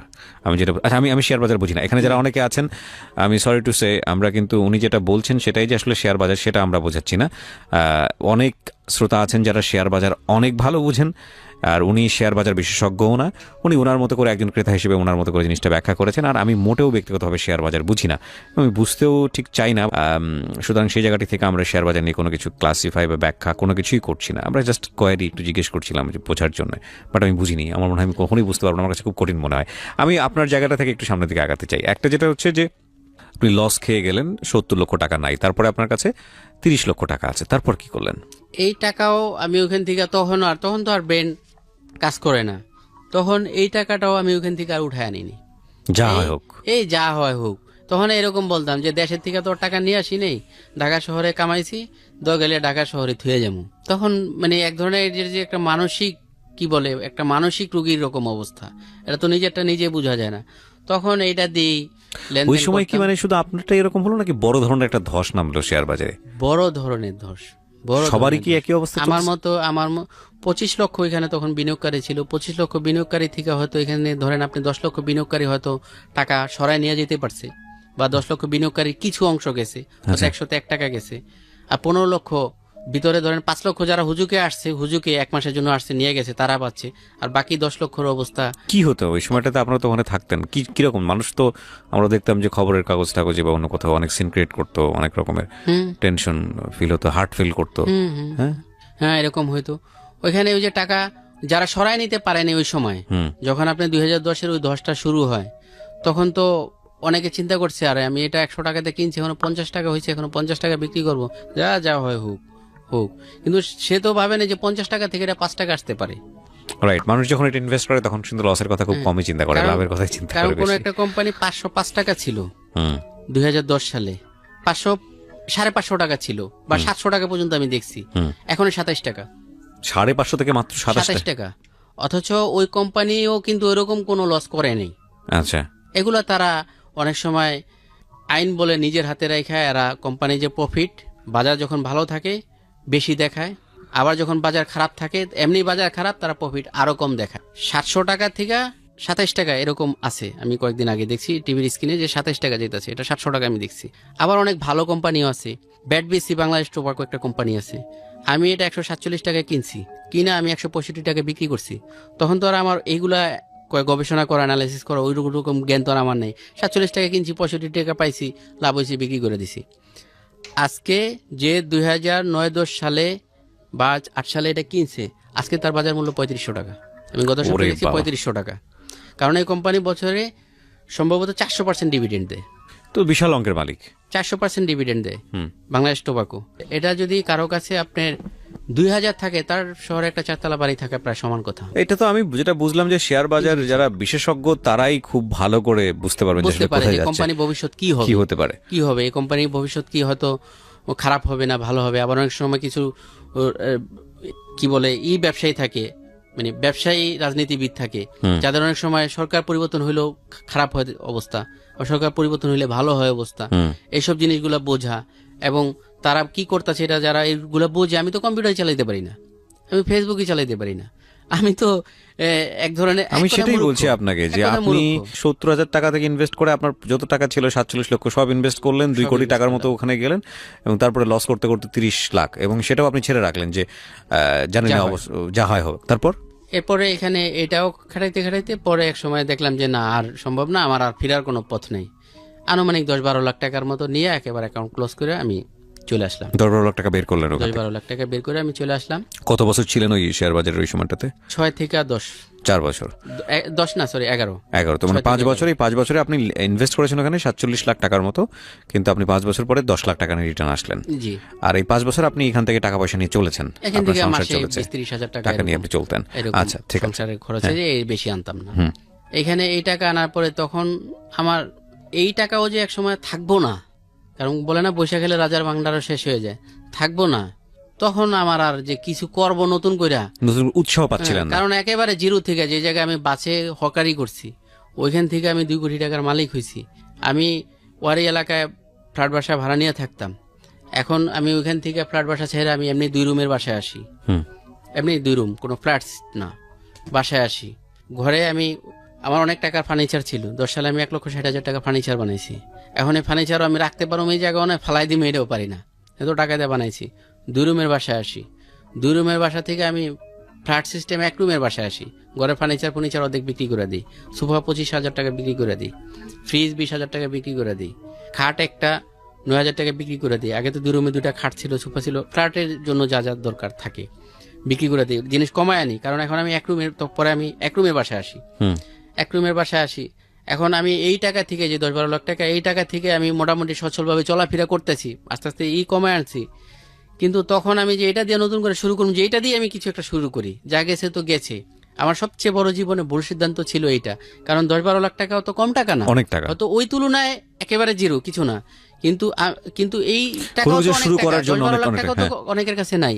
এই টাকাতে আমি কিছু একটা শুরু করি। আমি কোনো মার্কেটে মানে একেবারে মানসিক অবস্থায় এই টাকাটা দিব্যি বাজার সদাই করতেছি, পোলাপান লেখাপড়া করতেছি, টেনশন হচ্ছিল না যে এই টাকাটা শেষ হয়ে যাচ্ছে? একেবারে টেনশন। আমি ডাক্তার দেখায় আমার নিয়মিত 2টা ওষুধ খাইতে হয়, প্রেশারের ওষুধ আর একটা, এটা ব্রেন ঠান্ডা রাখা এবং ঘুমের জন্য কাজ করে, নিয়মিত খাইতে হয়। আমি আর কোনো কিছু করার রকম অবস্থা নাই। মানুষ জিজ্ঞেস করে কি ব্যাপার, আপনি কি করেন, কি বা এই কয় না, মানে এখন আমার একেবারে মানে আমি একেবারে কয় না, মানুষের পতন আসলে যা হয়। আর আত্মীয় স্বজন সবাই ভাবতেছে যে আমার কোনো বড় ধরনের টাকা ব্যাংকে আছে, ব্যাংকে 1 লক্ষ টাকায় মাসে 1,000 টাকা দেয়, এরকম সবাই জানে। যে আমার হয়তো বড় ধরনের টাকা ব্যাংকে রাখা আছে, ব্যাংকের থেকে আমি মাসে হয়তো 20-30 হাজার টাকা পাইতেছি, ওইটা দিয়ে আমি খাইতেছি। কিন্তু আমি যে নগদ টাকা পয়সা খাইতেছি, যা করতেছি সমস্ত কিছু, এটা কেউ বোঝে নেই। আস্তে আস্তে এই টাকাও শেষ, আর নাই। কয়েক বছর খাইতে খাইতে, কারণ আর আমার ঘরের প্রতি কেনাকাটা করা, বাজার সদাই করা, মানে আমার এলাকায় যদি 100 লোক থাকে, এর ভিতরে মানে আমার বাজারের হাত খুব ভালো ভালো সবসময়। আমার অন্য কোনো যেহেতু নেশা পানি কোনো কিছু নাই, এবং মানুষের পরনারীর প্রতি কত রকম কত কিছু, আমি আমার স্ত্রী দিয়ে 100% সন্তুষ্ট। এবং আমার এই অবস্থায় অনেকের স্ত্রীও চলে যায়, কিন্তু আমার স্ত্রীর একই কথা, তোমার ভালো ছিল, ভালো অবস্থায় রাখছো, এখন খারাপ আছে, খারাপ অবস্থায় রাখতেছো, তোমার তুমি যখন লাখ টাকা ছিল তখন ওইরকম আনছো, খাওয়াইছো। এবং আমার স্ত্রীর সম্পূর্ণ আমি শুরু থেকেই বলেন ডিমের খোলসের ভিতরে যেরকম এরকম রাখার চেষ্টা আমি করছি। জীবনে কোনোদিন বেপরদা করি নাই, জীবনে কোনোদিন শপিং সেন্টারে নিলেও আমার আগে থেকে বাছাই করে ট্রাই আসতাম এই জিনিস আমি কিনবো, শুধু তারে নিতাম। ধরেন আমি যদি 15,000 টাকার কেনাকাটা করি, মানুষ 15 দিন লাগায়, আমার আধা ঘন্টা, আর আমার টাকা দিতে হইতো না, যেহেতু চেনা জানা দোকানে যেতাম, 3 পিসের দোকানে যেতাম, 5টা নামাইতাম, এখান থেকে 2-4টা যা পছন্দ হয় নেও। জুতার দোকানে যেতাম পরিচিত, এখান থেকে জুতা দেখো কোনটা তোমার কোনটা পছন্দ হয় না, ঠিক আছে এটা পছন্দ। আর বেশিরভাগ আমার পছন্দই ওর পছন্দ থাকতো।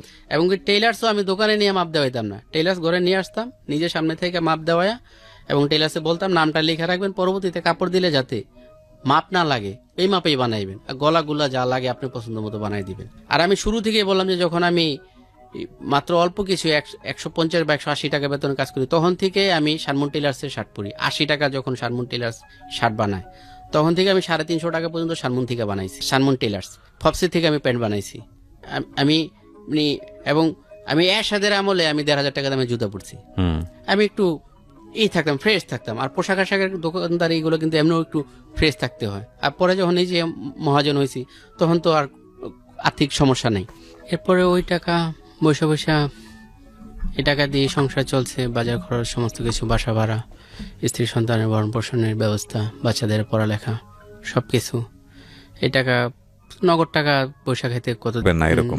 হ্যাঁ এরকম কিছু করতে গেলে আমি তখন চিন্তা করছি যে আমি যে এত ছোট থেকে এত ইয়েতে আসছি, আর আগে যেরকম অল্প টাকা ব্যবসা বাণিজ্য করার একটা পরিবেশ ছিল, এখন আর ওই মেন্টালিটিটা নাই। এখন আর ওই পরিবেশের নাই। যেমন আমি যে মার্কেটে বিনা টাকা অ্যাডভান্স নিয়েছি, বিনা টাকা অ্যাডভান্সে প্রথম আমি দোকান নিয়েছি 96 সালে, ওই মার্কেটে এখন দোকান নিতে গেলে 5 লক্ষ টাকা অ্যাডভান্স। তারপরে তখন ভাড়া ছিল না, ভাড়া ছাড়া ওপেনিং এ। আর এখন আপনি 15 থেকে 25 হাজার টাকা ভাড়া। আচ্ছা, এরপরে আপনার অন্তত আরো 5 লক্ষ টাকা মাল উঠানো। তারপরে এখন ওই আগের মতো ওই ব্যবসা বিজনেসও নাই। আগে যেরকম 12 মাসই কম বেশি রেডিমেড পোশাকের ব্যবসা হইতো, আর এখন প্রত্যেকটা এলাকায় অলিগলিতে, বাংলাদেশে এমন কোন জেলা বাকি নেই, প্রত্যেকটা গল্লিতেই দোকান আছে। এখন আর মানুষ আগে যেরকম হাতে গোনা কিছু market, elephant road, new market, মৌচাক, বঙ্গবাজার, এরকম এখন আর এই প্রত্যেক জেলায় জেলায় এর চেয়ে অনেক ভালো ভালো মার্কেট আছে। কিভাবে কি করব? তারপর ওই মার্কেটে আমি 1600 ব্যবসায়ীর ভিতরে আমি অন্যতম একজন ভালো ব্যবসায়ী ছিলাম। এখন ওইখানে যে আমি আর কুলে উঠতে পারুম না, এই সেই বিভিন্ন, তারপরে বিভিন্ন মার্কেটে গেছি, কম বেশি করছি, হয় না। তারপরে এভাবে চলতে চলতে আস্তে আস্তে একেবারেই শূন্য অবস্থায়। লাস্ট বিবির কাছে দেনমোহরের আনুমানিক হয়তো $1-2 টাকা ছিল কম বেশি। এই টাকাটাও উঠায় এই টাকাও এই সংসারের পিছিয়ে খরচ করলাম। আর আমার বিবি এরকম একজন মানুষ, 17 বছরের সংসার জীবনে সে 17 টাকা এখন পর্যন্ত খরচ করেনি আমার থেকে। Very interesting. 17 বছরে সে 30 টাকা খরচ করছে। এই 30 টাকা আমি তারে টাকা দিয়েছি এবং বলছি যে বাচ্চার স্কুলের ছুটির পরে বাচ্চা যখন নিয়ে আসবা, স্কুলের সামনে একটা সবজির দোকান আছে, ওইখান থেকে 20 টাকার কাঁচামরিচ আর 10 টাকা ধইনা পাতা আনবা। এই 30 টাকা তার হাতে সে 17 বছরে খরচ করছে। সে কিরকম মানুষ, তার দুনিয়া বলতেই আমি আর আমার সংসার, এটুকুই তার দুনিয়া। বাহ, দুনিয়া অসাধারণ। না, আমি অসাধারণ বলছি এই কারণে যে প্রতিটা মানুষই তার মতো হবে, বিষয়টা এরকম না, কিন্তু সে তার জায়গায় অসাধারণ এই কারণে যে তার হাজবেন্ড তাকে খুব প্রশংসা করছেন। এই জায়গাটা থেকে আমি বলবো যে অসাধারণ। হাজবেন্ড আর ওয়াইফের লাইফে সবচেয়ে বড় অ্যাচিভমেন্টের জায়গাটা হচ্ছে ওয়াইফ যদি তার হাজবেন্ডকে মন থেকে প্রশংসা করে, এবং একই সাথে ভাইস ভার্সা আমরা যদি বলি যে হাজবেন্ড যদি তার ওয়াইফকে মন থেকে প্রশংসা করে। এখন সেটা কি হলে তাদের মনোরঞ্জন হবে সেটা অন্য বিষয়, কিন্তু প্রশংসার জায়গাটা যদি দ্বিপাক্ষিকভাবে থাকে তাহলে এটা হচ্ছে সবচাইতে দাম্পত্য জীবনের সবচেয়ে বড় অর্জন। এটা আমার ব্যক্তিগত ওপিনিয়ন, আমি মনে করি, যেটা সত্যিকার অর্থেই বর্তমান সমাজে মেলা খুবই ভার, খুবই মুশকিল। বলুন। এই যে আমি যে দেড়মোহরে 2-2.5 লক্ষ টাকা দিছি, এই 2.5 লক্ষ টাকাও সে ওখান থেকে 2.5 টাকাও ভাঙেনি। পুরো টাকাই যখন পরে আমি অভাবে পড়ছি আমার ফেরত দিছে। এই টাকাও এমনি এমনি সংসারের পিছনে ইটি করে খরচ করে শেষ। এখন আমারও যেহেতু কোনো শিক্ষাগত যোগ্যতা নাই, কোনো চাকরিও করতে পারতাছি না কোনো জায়গায় চেষ্টা করে। এরপরে দেখেন কি ভয়াবহ পরিস্থিতি। আমি যেখানে একজন ভালো প্রতিষ্ঠিত মহাজন ছিলাম, ওইখানে আমি চাকরির জন্য যাই। বিভিন্ন দোকানে আকার ইঙ্গিতে একটু একটু বলি যে আমার একটা দোকানে সেলসম্যান হিসাবে। তারপরে আমার সেলসম্যান যারা ছিল তাদের কাছে আমি বলে আসছি যে আমার কোন একটা জায়গায় পারলে দেখো একটা দোকানে উঠাই দিও। কিন্তু এক হলো এত শরম লজ্জা খাইয়া যাওয়া, যেখানে আমি নিজে একজন বড় ব্যবসায়ী ছিলাম, ওইখানে আমি সেলসম্যান হিসাবে চাকরি করতে যাওয়া। হয়তো আমার কাছে যারা চাকরি করছে তারাও এখন মালিক, মহাজন। এখন আমার দোকানে যে চাকরি করছে আমি তার দোকানে কিভাবে চাকরি করি, অথবা তার সাথে একই সাথে কিভাবে আরেক দোকানে চাকরি করি। এই যাই ঢাকা যাই আসি বিভিন্ন মার্কেটে, বিভিন্ন জায়গায় যেখানে আমি আগে ব্যবসা বাণিজ্য করতাম, চিনা জানা আছে, ক্যান্ডিগঞ্জ, এই জায়গায় ওই জায়গায়। তারপরে আবার শিক্ষাগত যোগ্যতা থাকলে হয়তো কোনো একটা যারা হোলসেলার তাদের ওইখানে হয়তো একটা ম্যানেজার হিসাবে বা কোনো একটা হিসাবে, যেহেতু আমার সবাই জানে আমি কোনো খারাপ কোনো এই জগতে যে মানুষ এগুলো করে নেশা পানি বা জুয়া কত রকম কত এইসব কোনো কিছুতে নাই। হ্যাঁ আমি ঠিক আছে আমি শেয়ার বাজার ব্যবসা করছি, আমি লস খাইছি, এর বেশি আর আমার অন্য কোনো খারাপ কোনো নেই। আমি একটা সাইড পাইতাম, কিন্তু শিক্ষাগত কোনো যোগ্যতা নেই। আর যারা আমার একেবারে ঘনিষ্ঠভাবে না জানে তারা সবাই জানে আমি কম বেশি লেখাপড়া জানি। এখন একটা মানুষের কাছে একেবারে যে নিজেরা প্রকাশ করা যে আমি শুধু নাম দস্তখত ছাড়া আর কিছুই পারি না, এটাও তো একটা লজ্জার বিষয়। কিভাবে কি করি, যে তাহলে আমি যখন ব্যবসা বাণিজ্য করছি আমি চলছি কিভাবে? আমার শুরু থেকে শেষ পর্যন্ত আমার একজন ম্যানেজার ছিল। ভাগ্য কি দেখেন, ওরা স্থানীয়, ওর এখন 12 তলা বাড়ি, ঢাকা শহরে গোলাপবাগে 12 তলা বাড়ি বাড়ি যে আমার কাছে আমার শুরু থেকে শেষ দিন পর্যন্ত আমার দোকানে চাকরি করছে। মানে ওরা ঢাকার স্থানীয়, তো আগে পুরান বাড়ি ছিল, ওর বাবা মা দুইজনে স্ট্রোক করে একই বছরে মারা গেছে। ওর আত্মীয় স্বজনরা এই পুরো জায়গার কাগজপত্র ঠিক করে একটা ডেভেলপারে দিয়ে দিছে। এটা এখন একটা 12 তলা বিল্ডিং, যে আমার কাছে চাকরি করছে। এখন আমি, মানুষ দিন দিন উন্নতি হয়েছে, আমি ধ্বংস হয়েছি। আমি কিভাবে কি করি? আত্মীয় স্বজনে কেউ আমি বলে অথই সাগরে নেমে বললো, কেউ বিশ্বাস করে না। সবাই বলে যে ওর কম বেশি কিছু টাকা কোনো না কোনো জায়গায় আছে, নাইলে ও তো সচ্ছল ভাবে চলতেছে, খাইতেছে, ডাটাই করতেছে সবকিছু। এটি কিভাবে কি? এটা একটা ভয়ানক ব্যাপার। মানে উনি যে অবস্থায় আছে সেটা খুব ভয়ানক একটা ব্যাপার। বলছে এই কারণে, ধরেন আমার মতো একজন মানুষ কিংবা আপনার মতো একজন মানুষ যাদের সাজ পোশাকে বোঝা যায় না যে আসলে এই মানুষটার পকেটে টাকা নেই, এবং এই মানুষটার একটা বড় সমস্যা হচ্ছে এই মানুষটার পোশাক আশাক যেরকম, এই মানুষটা গিয়ে কোনো একটা মানুষের কাছে হাতও পাততে পারবে না তার সম্মানের কারণে, তার প্রেস্টিজের কারণে। পেটের ক্ষুধা কিন্তু এই প্রেস্টিজ আর সম্মান এগুলো মেনটেন করে না। পেটের ক্ষুধা যখন লাগার কথা তখন লাগবেই। এবং অদ্ভুত কষ্টের বিষয় হচ্ছে যে এই মানুষজনের কথা কেউ শুনতেও চায় না। এই কারণে ওই জন্য যেটা বললেন যে কেউ না কেউ মনে করে না কিছু না কিছু তো নিশ্চয়ই আছে, নইলে শ্বাস পোশাক এরকম হবে কেন? কারণ আমাদের জায়গা থেকে আমাদের একটা পারসেপশন হচ্ছে হলো সেই মানুষটাই বিপদগ্রস্ত যার পরনে কাপড় নেই, যে গায়ে ময়লা, যে গোসল করতে পারে না, রাস্তায় পড়ে থাকে, ভিক্ষুক থালা নিয়ে থাকে, ওই মানুষটাই বিপদগ্রস্ত। এছাড়া এই ধরনের মানুষ, এদের যে কখনো কখনো এরকম হতে পারে, সামনে গেলে বুঝতে পারবেন যে ভদ্রলোকের এখন কি নিদারুণ অবস্থা, এটা আমরা আসলে বুঝি না। এবং আমার কাছে কেন জানি মনে হয় ওই ভিক্ষুকের অবস্থার চাইতেও এই অবস্থাটা ভয়ানক রকমের কঠিন। কারণ ভিক্ষুক তো হাত পাততে পারে, উনি হাত পাততে পারবেন না। And this is very very very tough situation in life. Allah মাফ করুক, কারো জীবনে না আসুক। জি বলুন। পরে সবাই এইভাবে, এরপরে যে আমার স্ত্রী দেড় টাকাটা উঠায়, এটাও খেয়া শেষ। এখন মানে এক ধরনের আমি কোথায় মানসিক রোগী, এখন আমার কিছু ব্রেন কাজ করে না। এক পর্যায়ে আমি সিদ্ধান্ত নিলাম আত্মহত্যা করব। আচ্ছা। আমি 10 টাকা দামের একটা ঘুমের ওষুধ, এটা আমি ডাক্তারের কাছে শুনছি যে কোনো একটা দুর্বল লোক যদি 4 টাকা খায় তার জ্ঞান ফেরার সম্ভাবনা খুব কম, ফিরতে পারে সম্ভাবনা কম। এবং 10 টাকায় একজন তারকা মারাও গেছে। আমি এটা 40টা কিনলাম।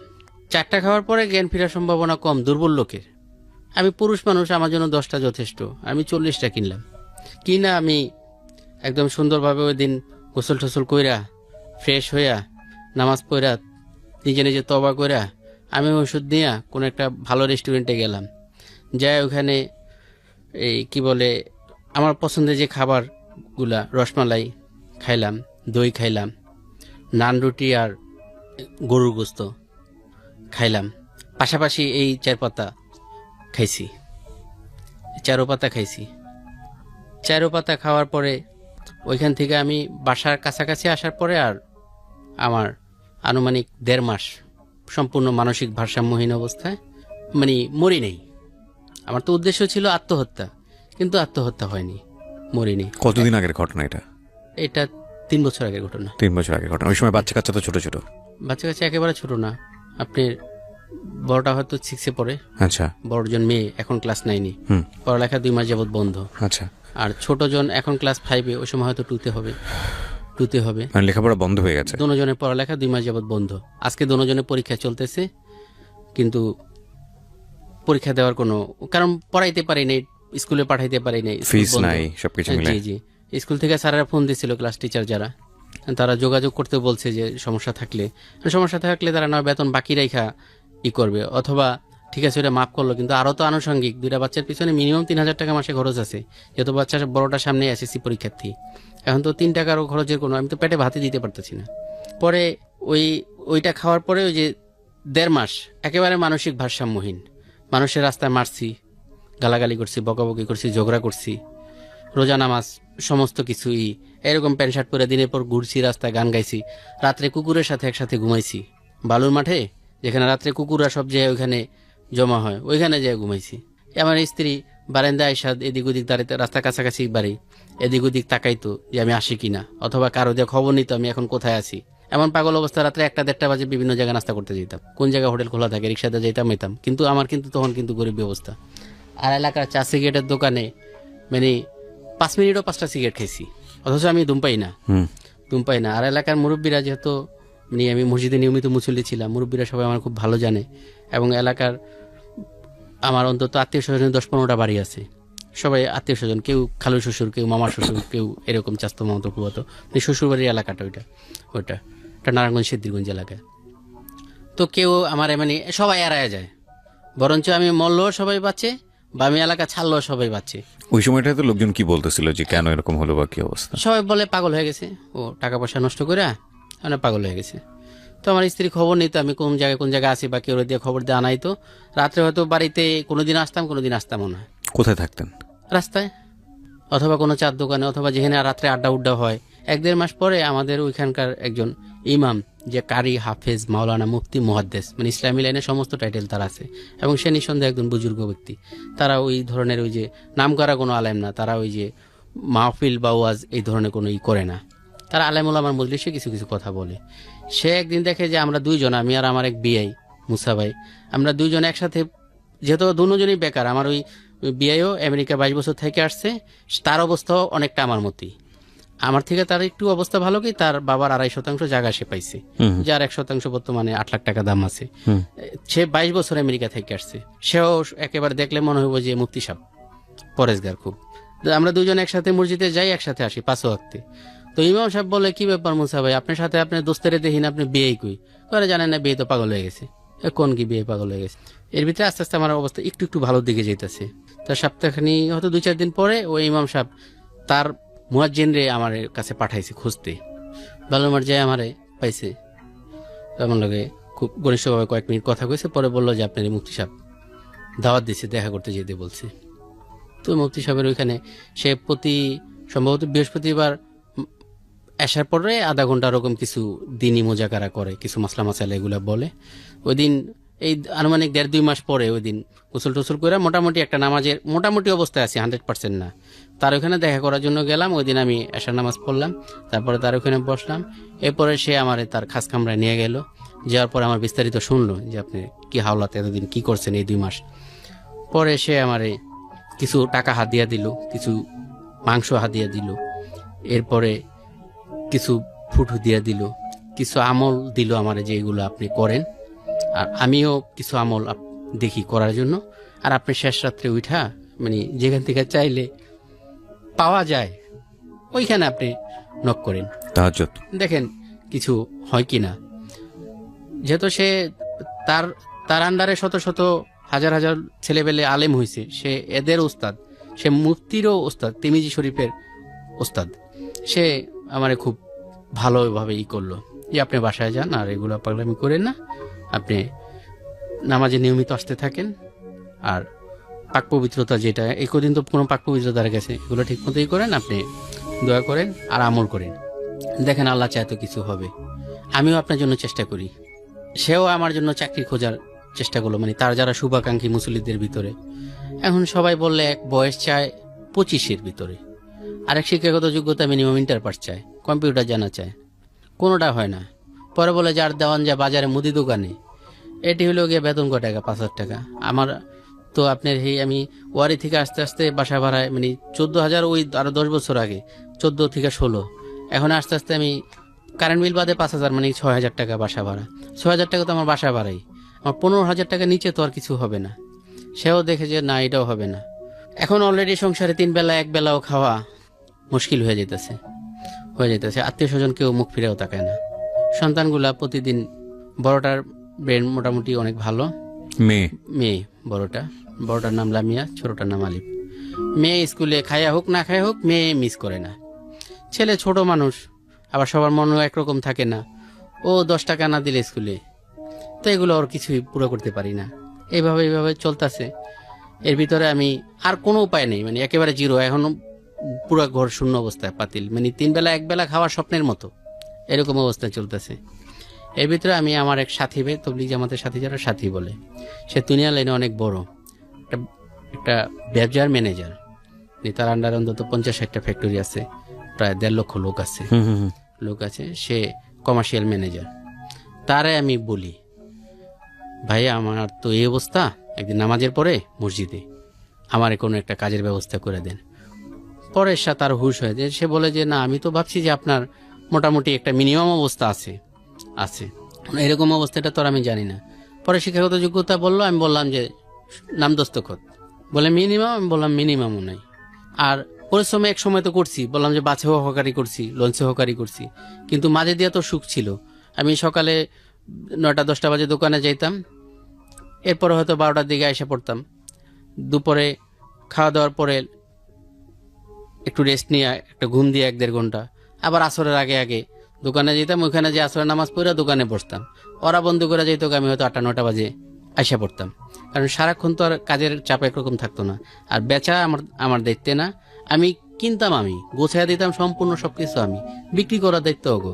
আর যেহেতু আমার 100% বিশ্বস্ত একজন লোক আছে যে আমার ম্যানেজার, মানে ও লাখ টাকা দিল বা 20 টাকা দিল, ও এদিক ওদিক করবো না, এরকম ওই সম্পূর্ণ সব দেখশন করতো। আর যেহেতু আমি লিখতে পারতাম না, হিসাব 20 টাকার জানি, ওই সব কিছু করতো। মাঝে তো অনেক সুখী ছিলাম। এখন কিভাবে কি করুম, পরে তারে বলার পরে সে বললো যে আপনি তো পরিশ্রমে কোনো লোডার মোডার কাজ দিলেও পারবেন না, আর মিনিমাম ইন্টার পাস কম্পিউটার জানা থাকলে, যেহেতু আমার সব ফ্যাক্টরির সাথে আমার সম্পর্ক আছে, কারণ তার কাছে যাইতে হয়, আমি আপনার কোনো একটা ব্যবস্থা করে দিতাম। এখন আপনি কিছু মনে করেন না, যে কোনো কাজ দিলে করবেন। আমি বললাম যে আমারে বাথরুম পরিষ্কার করতে দিল, আমি করুম। পরে বলে যে ঠিক আছে, আমি কালকে আপনার ফোন দেওয়া একটা নাম্বার দিলে আপনি ওখানে যেন। পরের দিন আবার আসার সময় সে আমার একটা নাম্বার দিল যে অমুক ফ্যাক্টরিতে, আদম জিপি জেটে, ওই ফ্যাক্টরির সামনে যে এই নাম্বার একটা কল দিবেন, কল দিয়ে আমার কথা বলবেন, বললে ভিতরে ঢুকাইব, সে যা বলে শোনেন। আমি তো বুঝতেছি তাদের শরীর, মানে আপনাকে যাতে কোনোভাবে মানে বুঝতে না দিয়ে। হ্যাঁ, আমার তারা যেটা বললো যে এটা এরকম অমুক ইয়েতে দিছে ব্যবসা থেকে, এখন তারে না নিলেও খারাপ দেখা যায়, নিব এই লোক দিয়ে তো চলবো না, যে বয়স, যে শরীর স্বাস্থ্য। আবার এই লোক বলে আগে কোটিপতি ছিল, ওই স্যার আবার এর বিস্তারিত সব বলছে। এখন আবার এই এলাকায় তার আত্মীয় স্বজন, আবার ওই ইয়েতে ব্যবসা স্থানীয় লোক নেয় না। আমি তো স্থানীয় না, মানে স্থানীয় রাত আমার আত্মীয় স্বজন। এখন কি করি, তারা আমার ঘুরান শুরু করলো, আজকে না কালকে না পরশু 1 মাস ঘুরে এলো। তা আমি আবার প্রতিদিন যে আপডেট, আবার আমি আবার ওই ব্যবসা যে স্যার আমার সাথীরে জানাই। সাথী খুব নরম প্রকৃতির লোক, সে মানে বর্তমান জমানায় বলা যায় খুব পরেশগার লোক। দেখতে এত বড় একটা দুনিয়ার লাইনে, কিন্তু একেবারে মুফতি সাহেবের এরকম। হ্যাঁ, মনে হয় না বছরে কোনোদিন তাহাজ্জুদ মিস আছে তার, মানে এরকম মানুষ। মানে তার কাছে আমি কিছুই না, দুনিয়ার লাইনেও না, দিনের লাইনেও না। তারা আপডেট জানাই, সে আস্তে আস্তে ওইখানে নক করতেছে আমার ঢোকানোর জন্য। এরপরে ওই লোক আমার একদিন বললো যে আপনি আসেন অমুক দিন।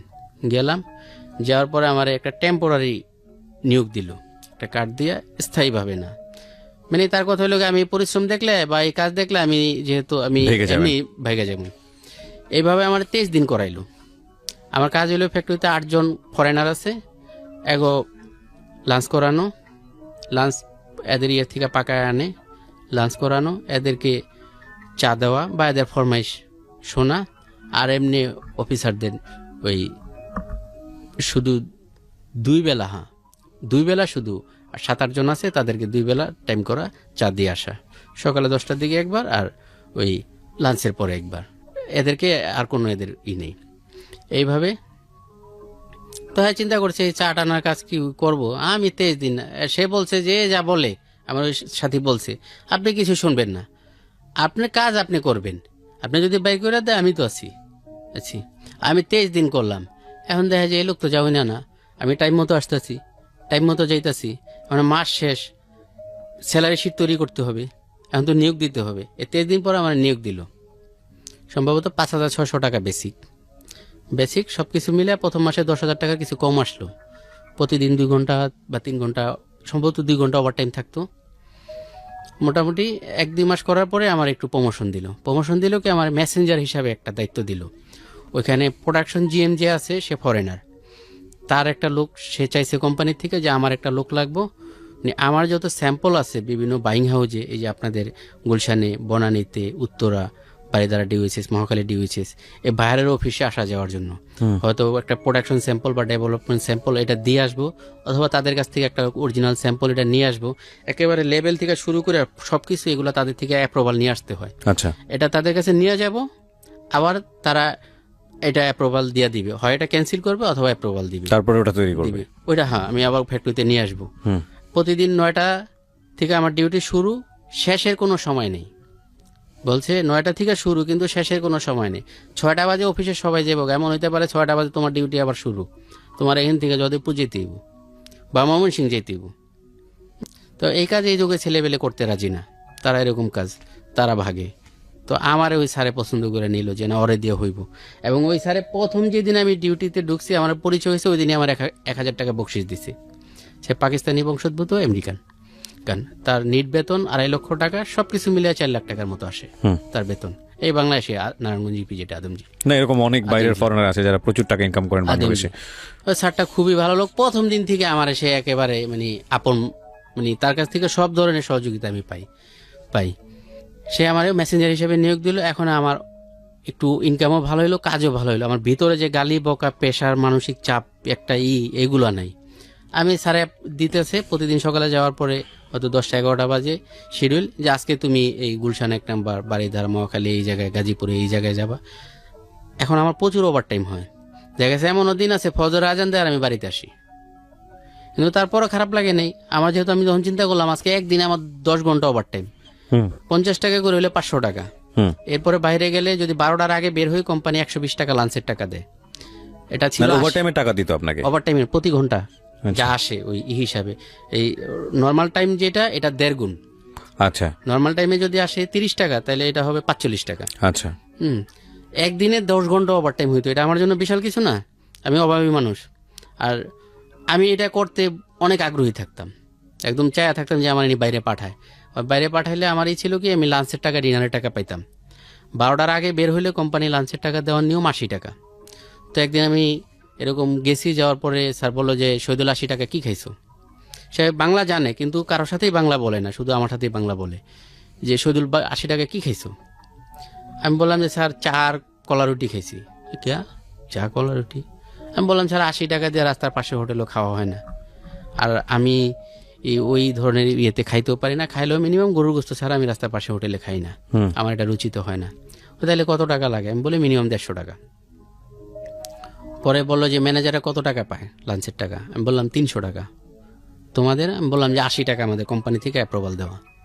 ঠিক আছে, আজকে থেকে 120 টাকা করে দিলাম। 120 টাকা করে দিছে। এখন 12টার আগে বের হলে আমি 120 টাকা লাঞ্চের টাকা পাই। এখন 120 টাকা থেকে আমি কোনোদিন 200 টাকাও খাই, যেদিন দেখা গেছে ক্ষুধায় খুব হয়তো ক্লান্ত লাগতেছে। আবার কোনোদিন ওইখান থেকে 1 কাপ চা খাইলাম, একটা 6 টাকা রুটি খেলাম, 10-20 টাকায় শেষ, অথবা খালি কলা কিনা খাইলাম, বাস শেষ। এই টাকাটা বাঁচাইলে আমার এই টাকাটাতে কি হয়, ওই 2 বাচ্চারে সকালে আমার 10 টাকা করে স্কুলের জন্য দেওয়া যায়, এবং এই টাকার থেকে বাচ্চাদের পেন্সিল, খাতা খুঁতা কিছু কিনা যায়, এবং প্রতিদিন যাওয়ার সময় কিছু সবজি বাসার জন্য এটা কিনে নেওয়া যায়। মোটামুটি মানে ফিরা ব্যাক করার পরে মানে ওই সময় তো শেষ, এখন এই সময়টা আমার অনেক সুখের সময় যেতেছে।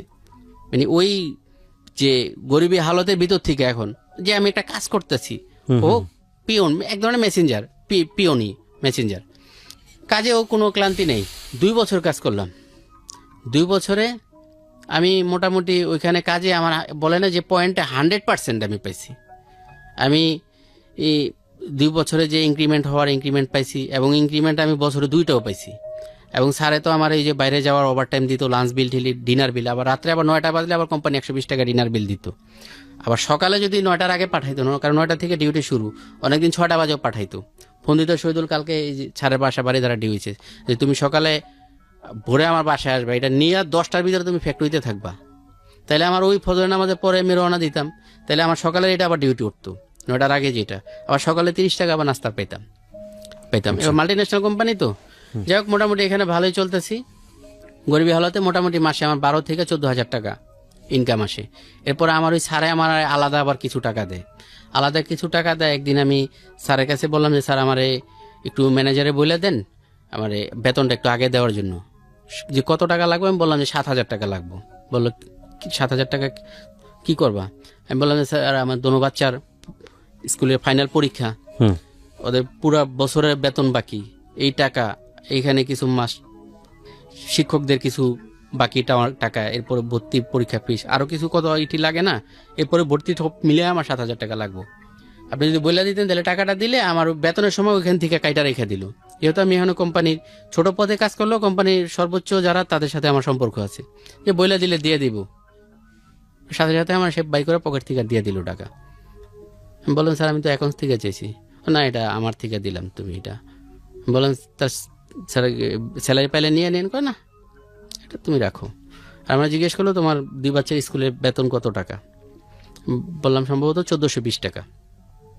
বলো এটা প্রতি মাসে আমার থেকে নিয়ে নিবা, আর আমার যদি মনে না থাকে তুমি আমার একটু টাচ দিও যে স্যার বললে আমি বুঝুম, স্যার বললে আমি বুঝুম, আর কিছু বলা লাগবে না।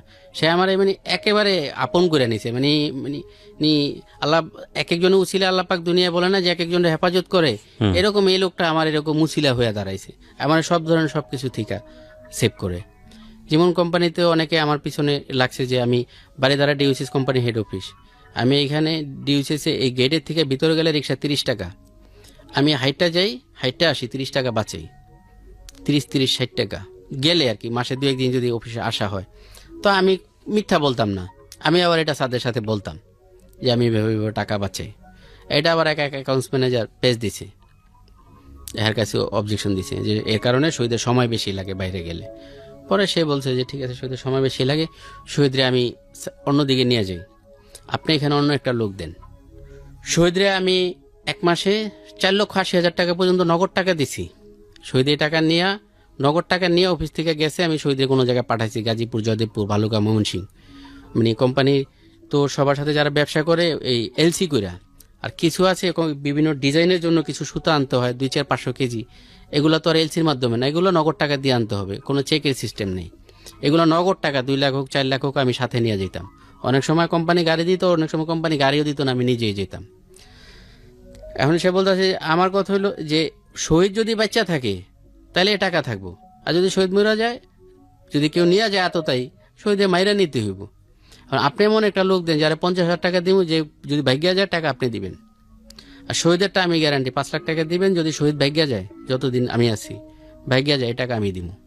কারণ আমি শহীদের 4,80,000 টাকা পর্যন্ত দিছি নগদ টাকা, অফিসে কেউ জানেও না, এটা হেড অফিসে ফোন করে দিত, হেড অফিস থেকে টাকা নিয়ে বাস। আমার তো 480 টাকা অনেক কিছু, কিন্তু 4,80,000 টাকা পর্যন্ত আমার স্যার আমার নগদ টাকা দিছে, যে এটা দিয়ে অমুক জায়গায় সব তারাই করে দিত অনলাইনের মাধ্যমে। আমি যাইয়া সুতাটা বুঝে নিয়া বা যেটা বুঝে নিয়া আমি একটা সিগনেচার কইরা আমি টাকা পরিশোধ করে আমি আবার গাড়ি লোড করে নিয়ে আসতাম। ভালো চলতেছে। তো এর ভিতরে কোম্পানি বন্ধ হয়ে গেল, কোম্পানি সিদ্ধান্ত নিল তারাই ব্যবসা করব না। এই ওটা মুজার ফ্যাক্টরি ছিল, যে আমার এটা এই কানাডার একটা কোম্পানি মুজা, গিল্ডান, এই মুজা তৈরি করতে ওই ফ্যাক্টরিতে, কোম্পানি করব না। তো কোম্পানি তখন আমাদেরকে বললো কি আমরা করবো না বলতে কি, আমরা এই ফ্যাক্টরিটা এখান থেকে আমরা ভালুকা ট্রান্সফার করবো ময়মনসিংহ, আমরা চাকরি কারোই যাবে না, এখান থেকে যদি কেউ যাইতে চায় আমরা নিব। এখন সবাই এত দূরে যাবেও না, আর সবারে তারা নিবেও না, কারা কারা যাবে এদের একটা লিস্ট হইল, এই লিস্টের ভিতরে আমিও আছি। এবং আমার স্যার আমার বলছে যেহেতু সেই দায়িত্বে আমি তো আছি, শহীদুল তোমার সমস্যা কি, তোমার বেতন বাড়বো, সমস্ত কিছু বাড়বো, সুযোগ সুবিধা সব কিছু বাড়বো, তোমার বাসা ভাড়া বাবদ টাকা কিছু দেওয়া হবে, না দিলে তো আমি আছি। আমি যেহেতু স্যারের 100% বিশ্বাস করি, স্যারও জানতো না যে কোম্পানি এটা একটা চালাক, কারণ সে যত বড় পদে থাকুক সে তো কি বলে চাকরি করে, কোম্পানি মালিক তো সে না, মালিকের একটা চালাকি। মালিক আসলে কোম্পানিটা বন্ধ করে দেবো, ওইখানে চালু করবো না, ওইখানে কোম্পানি বানাইছে ওইটা অন্য কাজের জন্য, এটা নেওয়ার জন্য না। শেষ দিনে আমাকে পাওনা দেওয়ানা সব দিয়ে দিল, আর জানাই দিল যে কোম্পানি এখানে যাবে না। কারণ পাওনা দিয়ে দিলে তো আর এখানে কিছু করার নেই, আর রাষ্ট্রীয় আইন অনুযায়ী যত পাওনা দেওয়ানা আছে সমস্ত দিয়ে দিছে, আমাদের সবারই যত লোক আছিল দিয়ে দিছি। দিয়ে দেওয়ার পরে আবার যে সে কোম্পানি থেকে সব মিলে আমি সম্ভবত 76,000 টাকা পাইছি। 3 মাস 13 দিনের বেতন দিতে হয়, এরপরে পুরো যে যতদিন চাকরি করছি ছুটির টাকা, তারপরে আরো কি কি জানি সব মিলে আমি এত টাকা পাইছি, পুরো টাকা কোম্পানি দিছে। দেওয়ার পরে স্যারের সাথে কথা বললাম, স্যার বললো যে শহীদুল চিন্তা করো না, আমি তো আছি, আমি বাংলাদেশে যদি কোনো ফ্যাক্টরিতে জয়েন করি, আমি যেখানে জয়েন করি তোমার কল দিমু। পরে স্যারও আর কোনো জায়গায় জয়েন করে নেই, স্যারে কানাডা গেছে গা। আমি এই টাকা বিভিন্ন ইপিজেডে ফ্যাক্টরিতে বিভিন্ন জায়গায় ঘোরাঘুরি করে চাকরির আশায় এই টাকাও শেষ। কোম্পানি থেকে যে টাকা পাইলাম, এর ভিতরে আমি একটা কোম্পানিতে ভালো চাকরির একটা করছিলাম। একটা কোম্পানি, বড় একটা কোম্পানি, ইন্ডিয়ান। এই কোম্পানির যে অ্যাডমিন জিএম, আগে সামরিক বাহিনী একজন অফিসার ছিল, তার সাথে ওই অফিসে কাজে যে আমার সম্পর্ক পরিচয়, তারা যে আমি খুলে বললাম যে স্যার আমার একটা চাকরি দরকার। সেও আমার এই একই পদে জয়েন দেওয়ার জন্যই করলো, কিন্তু বললো যে শহীদুল্লাহ আমার তো কোম্পানি সিস্টেম ইন্টার পাস লাগবে, আর কম্পিউটার মিনিমাম জানা থাকতে হবে। তুমি তো জানো না, কি করবা? তো ঠিক আছে, তারপরও আসো। ইন্টারভিউতে আমার নেওয়াইলো। ইন্টারভিউতে আমার এরা হালকাই দিল যে বাংলা ইংরেজিতে স্থায়ী অস্থায়ী ঠিকানা মোবাইল নাম্বার সহ লিখতে। এখন আমি তো পারি না। ওই চাকরিটা ভালোই ছিল, সেও আমার পছন্দ করে। আবার আমার ওই স্যারেও তারে ফোন দিয়ে বলছে, এই ছেলেটা আগে আমার কাছে ছিল, যে তারে দেখেন আপনি এখানে কোনো জায়গায় রাখা যায় কিনা। ওই আমার স্যারের সাথে আবার তার সম্পর্ক ছিল, আমার স্যারে তারে ফোন দিয়ে বলছে। আবার আমার যেহেতু যাওয়া আসায় চিন্তু, এখন ইন্টারভিউতে আমি এটুকু পারি না, বাংলা ইংরেজিতে স্থায়ী অস্থায়ী ঠিকানা মোবাইল নাম্বার সহ লিখতে বলছে। পরে বলো শহীদুল কি করবা, হইল না। এইভাবে কয়েক মাস ঘুরে এই টাকা পয়সা শেষ। পরে আমি যে এখানে ভাড়া থাকি এখন বর্তমানে, এখানে আমি বাসাও ছেড়ে দিছি ওই যে ভালুকা যাওয়ার জন্য। এখন এই এলাকা থেকে আমার বাসাও পাল্টাই দিব। এই এলাকায় মিলের ভিতরে বাসা পাওয়া যায় না। বাসায় আর একটু দূরে যায় কম টাকায়, একটু কম টাকা বলতে কি 5,000 টাকা, কারেন্ট বিল সব নেওয়া, 1 রুমের ফ্ল্যাট, একদম টাইলস টুইলস করা। এক ফ্ল্যাটে যা যা থাকে সমস্ত কিছুই এক রুমের ভিতরেই আছে। আর কমে ভাড়া নিলে ওই যে মানুষের সাথে বাথরুম টয়লেট ব্যবহার করতে হয়। এখন এগুলো আমি আমার স্ত্রী সন্তান কেউই ব্যবহার করে অভ্যস্ত না। আর আমি তো আমার স্ত্রী সময় পর্দার ভিতরে রাখছি, এখানে পর্দার কোনো বালাই থাকবো না। মানুষের সাথে বাথরুমে যেতে হবে, গোসলখানা যেতে হবে, ওইগুলো সম্ভব না। 5,000 টাকা দিয়ে এটা নিলাম, এর ভিতরে চাকরি আমি খুঁজতাছি। প্রতিদিনই কোনো না কোনো জায়গায় বের হই, কোনো কিছু হয় না। শেষমেশ কয়েকজন অটো চালকের সাথে আমার পরিচয় হইলো, সম্পর্ক হইলো। চার দোকানে বইতে বইতে দেখি যে আরে এরা তো খুব ভালো আছে, পেনশন সিগারেট খায়, এরা দামি 1-1.5 টাকা দামের প্যান্ট পরে, 1,000 টাকা দামের প্যান্ট শার্ট পরে, অ্যান্ড্রয়েড মোবাইল ব্যবহার করে। এত খুব ভালো আছে। ভাই কি ব্যাপার?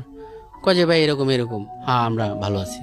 যার নিজের গাড়ি, পুরান ড্রাইভার, এরা প্রতিদিন বলে যে আমরা একদিনে আগে 2,500 টাকা ইনকাম করতাম, এখন আমাকে মিনিমাম 500 থেকে 1,500 টাকা ইনকাম আছে। আমরা বের হই প্রতিদিন ফজর ওয়াক্তে শহরে ঢোকা যায়। শহরের থেকে কিছু টিপটুপ মাইরা আমরা গার্মেন্টস যে সময়টা, এই সময়টা মাইরা আমরা 9টার ভিতরে বাড়িতে চলে আসি। 9টা-10টায় আইসা গোসল টোসল কইরা রেস্ট নিয়ে ঘুম দিয়া আবার এরা 4টা বাজে বাইর হয়। আবার 4টা বাজে বের হইলে আবার এরা গার্মেন্টস বা অফিস টাইমে পুরা টিপগুলো মাইরা এরা বাসায় যায় আবার 8টা-9টার দিকে। মোটামুটি 1,500 টাকা ইনকাম। তো আমি বললাম যে ভাই আমার একটা সাইড দেন, আমার একটু শিখান।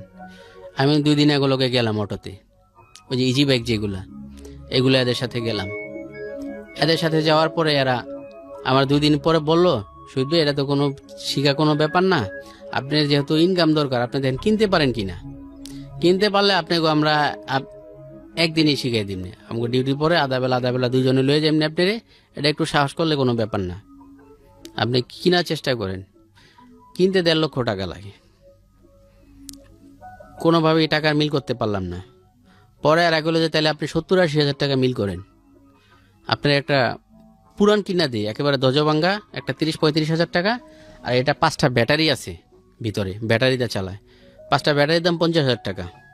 আপনি এক সেট নতুন ব্যাটারি উঠাই দিব, তাইলে আপনি 1 বছর আরামে চালাইতে পারবেন। আর চোরও আপনার এটার পিছিয়ে ঘুরবো না, এটি আবার খুব চোরে নেয়, ওই যে মলম পাটি যারা।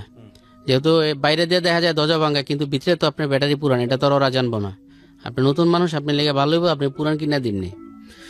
70-80 হাজার টাকা যোগানের জন্য মোটামুটি পরিচিত আত্মীয় স্বজন সবার কাছে চাইলাম, সবাই না করে, সবাই বিভিন্ন যুক্তি দেখায় মানে সবার পরে সবাই বাইরে আমার অগোচরে যেটা বলে যে ওর কোটি টাকা দিয়ে ও কিছু করতে নেই, আমরা 50,000 দিলে এটা দিয়ে কি আরবো, ওইটাও খেয়ে লাইব, সবাই দিব না, এটা হলো মূল কথা। তারপরে এটা একটা চিন্তা করে আর কি, যুক্তি, এটা কি করব। আমার বড় ভাইরা তার আর্থিক অবস্থা অনেক ভালো, সে মাসে অন্তত 2-4 লাখ টাকা ভাড়াই পায়, তার অনেক দোকানপাট আছে, 6 তলা একটা ফাউন্ডেশন করা বাড়ি, 3 তলা কমপ্লিট, 6 তলা ফাউন্ডেশন করা। এখন এটা সে 6 তলা পুরো ভেঙে লাইব, 4 ইউনিটের বাড়ি, সে এটা ভাঙ্গিয়া ফিরে 15 তলা ফাউন্ডেশন করব, 15 তলা করব, অনেক টাকা পয়সার মালিক। কিন্তু তার সাথে আমার মনের অমন একটা সম্পর্ক নাই। এবং কিছু লোক আছে না, বাইরে খুব ভালো, কিন্তু যার ব্যবসায়ী মহলে বা সামাজিক মহলে, কিন্তু ফ্যামিলিগতভাবে স্ত্রী সন্তান বা আত্মীয় স্বজনের সাথে সে অত ভালো না, ওই বেলা তার আচার আচরণ ভালো না, এমন অনেক লোক সমাজে আছে। সে বাইরে খুব ভালো দাতা, ভালো ব্যবহার, খুব ভালো এই কিন্তু ভিতরে ওরকম একটা না। তারে আমি ফোন দিয়ে বললাম, ভাই আমার অটো কেনার জন্য কিছু টাকা যদি আমার করতেন। মুখে বলতে সাহস পেলাম না সামনে যেয়া, কারণ যদি খারাপ ব্যবহার করে, দিল না এটা হলো এক কথা, যদি কটু কথা বলে, এই মেয়ে আপনি এত টাকা দিয়ে করতারেন নি, কি করতারেন নি, ওখানে এগুলো আমার শোনার সময় নেই, বা টাকা কেউ কেউ লেগে কামায় রাখেনি, কি বলতে পারে আমি জানি, তো আমার তো টাকা পয়সা এক সময় ছিল।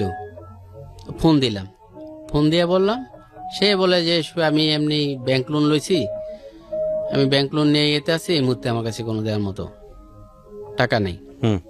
আমি বললাম যে তাহলে আপনি আপনার 30,000 টাকা দেন, মানে 70-80 হাজার টাকা লাগবে, আমার কথা 30 করে যদি 3 জায়গাতে মিল করন যায়। দিল না। আমার এক মামার শ্বশুর, তার কাছে আমি একদিন রাস্তায় ধরলাম, বাড়িতে যায় ধরন যাবো না, কারণ বাড়িতে যায় ধরলে ও কাজ হইব না, রাস্তায় ধরলাম, ধরে আমি ভাঙ্গা বললাম যে মামা আমি এরকম অবস্থায় আছি, আমি একটা অটো কেনার জন্য এখন চেষ্টা করতেছি, আমার কিছু টাকার একটা ব্যবস্থা করে দেন। বললো কিরকম টাকা লাগবে? আমি বললাম 70-80 হাজার টাকা হইলে আমি আপাতত একটা করতে পারি। সে আমারে জবান দিল যে ঠিক আছে, আমি দেখি তোমার খালা বা অন্য সবার লগে আলোচনা কইরা। এক সপ্তাহ পরে আমি একটা অটো পাইছি 65,000 টাকা, এটা সেকেন্ড হ্যান্ড। আচ্ছা, আমি ফোন দিলাম যে মামা আমার তো এই 65,000 টাকা যদি মিল করে দেন তাইলে আমার এটা কিনা যায়। পরে সে বললো যে আমার কাছে এখন আপাতত কোনো টাকা পয়সা নাই, তোমার কাছে যদি থাকে তুমি কিনো। মানে না, এখন কি করি, মানে কোনো পথ তো আর নাই, কোনো বাঁচার আর উপায় আর কোনো নাই, সংসার তো চলে না বন্ধ অবস্থায়, নিজেও দিনের পর দিন অনাহারও কাটতে হয়, স্ত্রী সন্তানেও কাটতে হয়। আর এই অবস্থায় তো অনেকের স্ত্রীও থাকে না, আমাদের তাও স্ত্রী আছে, সংসারও থাকে না, আমাদের তাও সংসারও আছে। এই জন্য আমিও সব সময় মানে যখনই আল্লাহর কাছে দোয়া করি, আমি আমার স্ত্রীর জন্য দোয়া করি যে হ্যাঁ আমি ওর উপরে সন্তুষ্ট, আপনি ওর উপরে সন্তুষ্ট হয়ে যান, আমি ওর উপরে রাজি খুশি, আপনি ওর উপর রাজি খুশি হয়ে যান। আর ও বলে যে তুমি যখন ভালো, তো এই মহিলা যে বাটপার এটা আমি বুঝি না, এই মহিলাও 10,000 মেরা খাইলেছে। 2 সপ্তাহ এই মহিলার পিছনে ঘোরার পরে মহিলা একদিন ডেট দিল যে কালকে আসেন, কালকে পরশু পরের দিন, এইভাবে রোজার আগে সম্ভবত শবে বরাতের পরে 2 দিন মহিলা বাসায় পুরা দিন কাটাইলাম, যে একেবারে বাসায় ভাড়াটিয়ার রকম দখল হওয়ার রকম বাসায় থাকলাম। মহিলা রাত্রে এসে আবার কয় পরের দিন। এরপর আমি চিন্তা করলাম যে আমি তো মরতেও পারতেছি না, মারতেও পারতেছি না। ও এর ভিতরে আমি আত্মহত্যার জন্য নিত্য নতুন সব কৌশল খুঁজতে লাগলাম।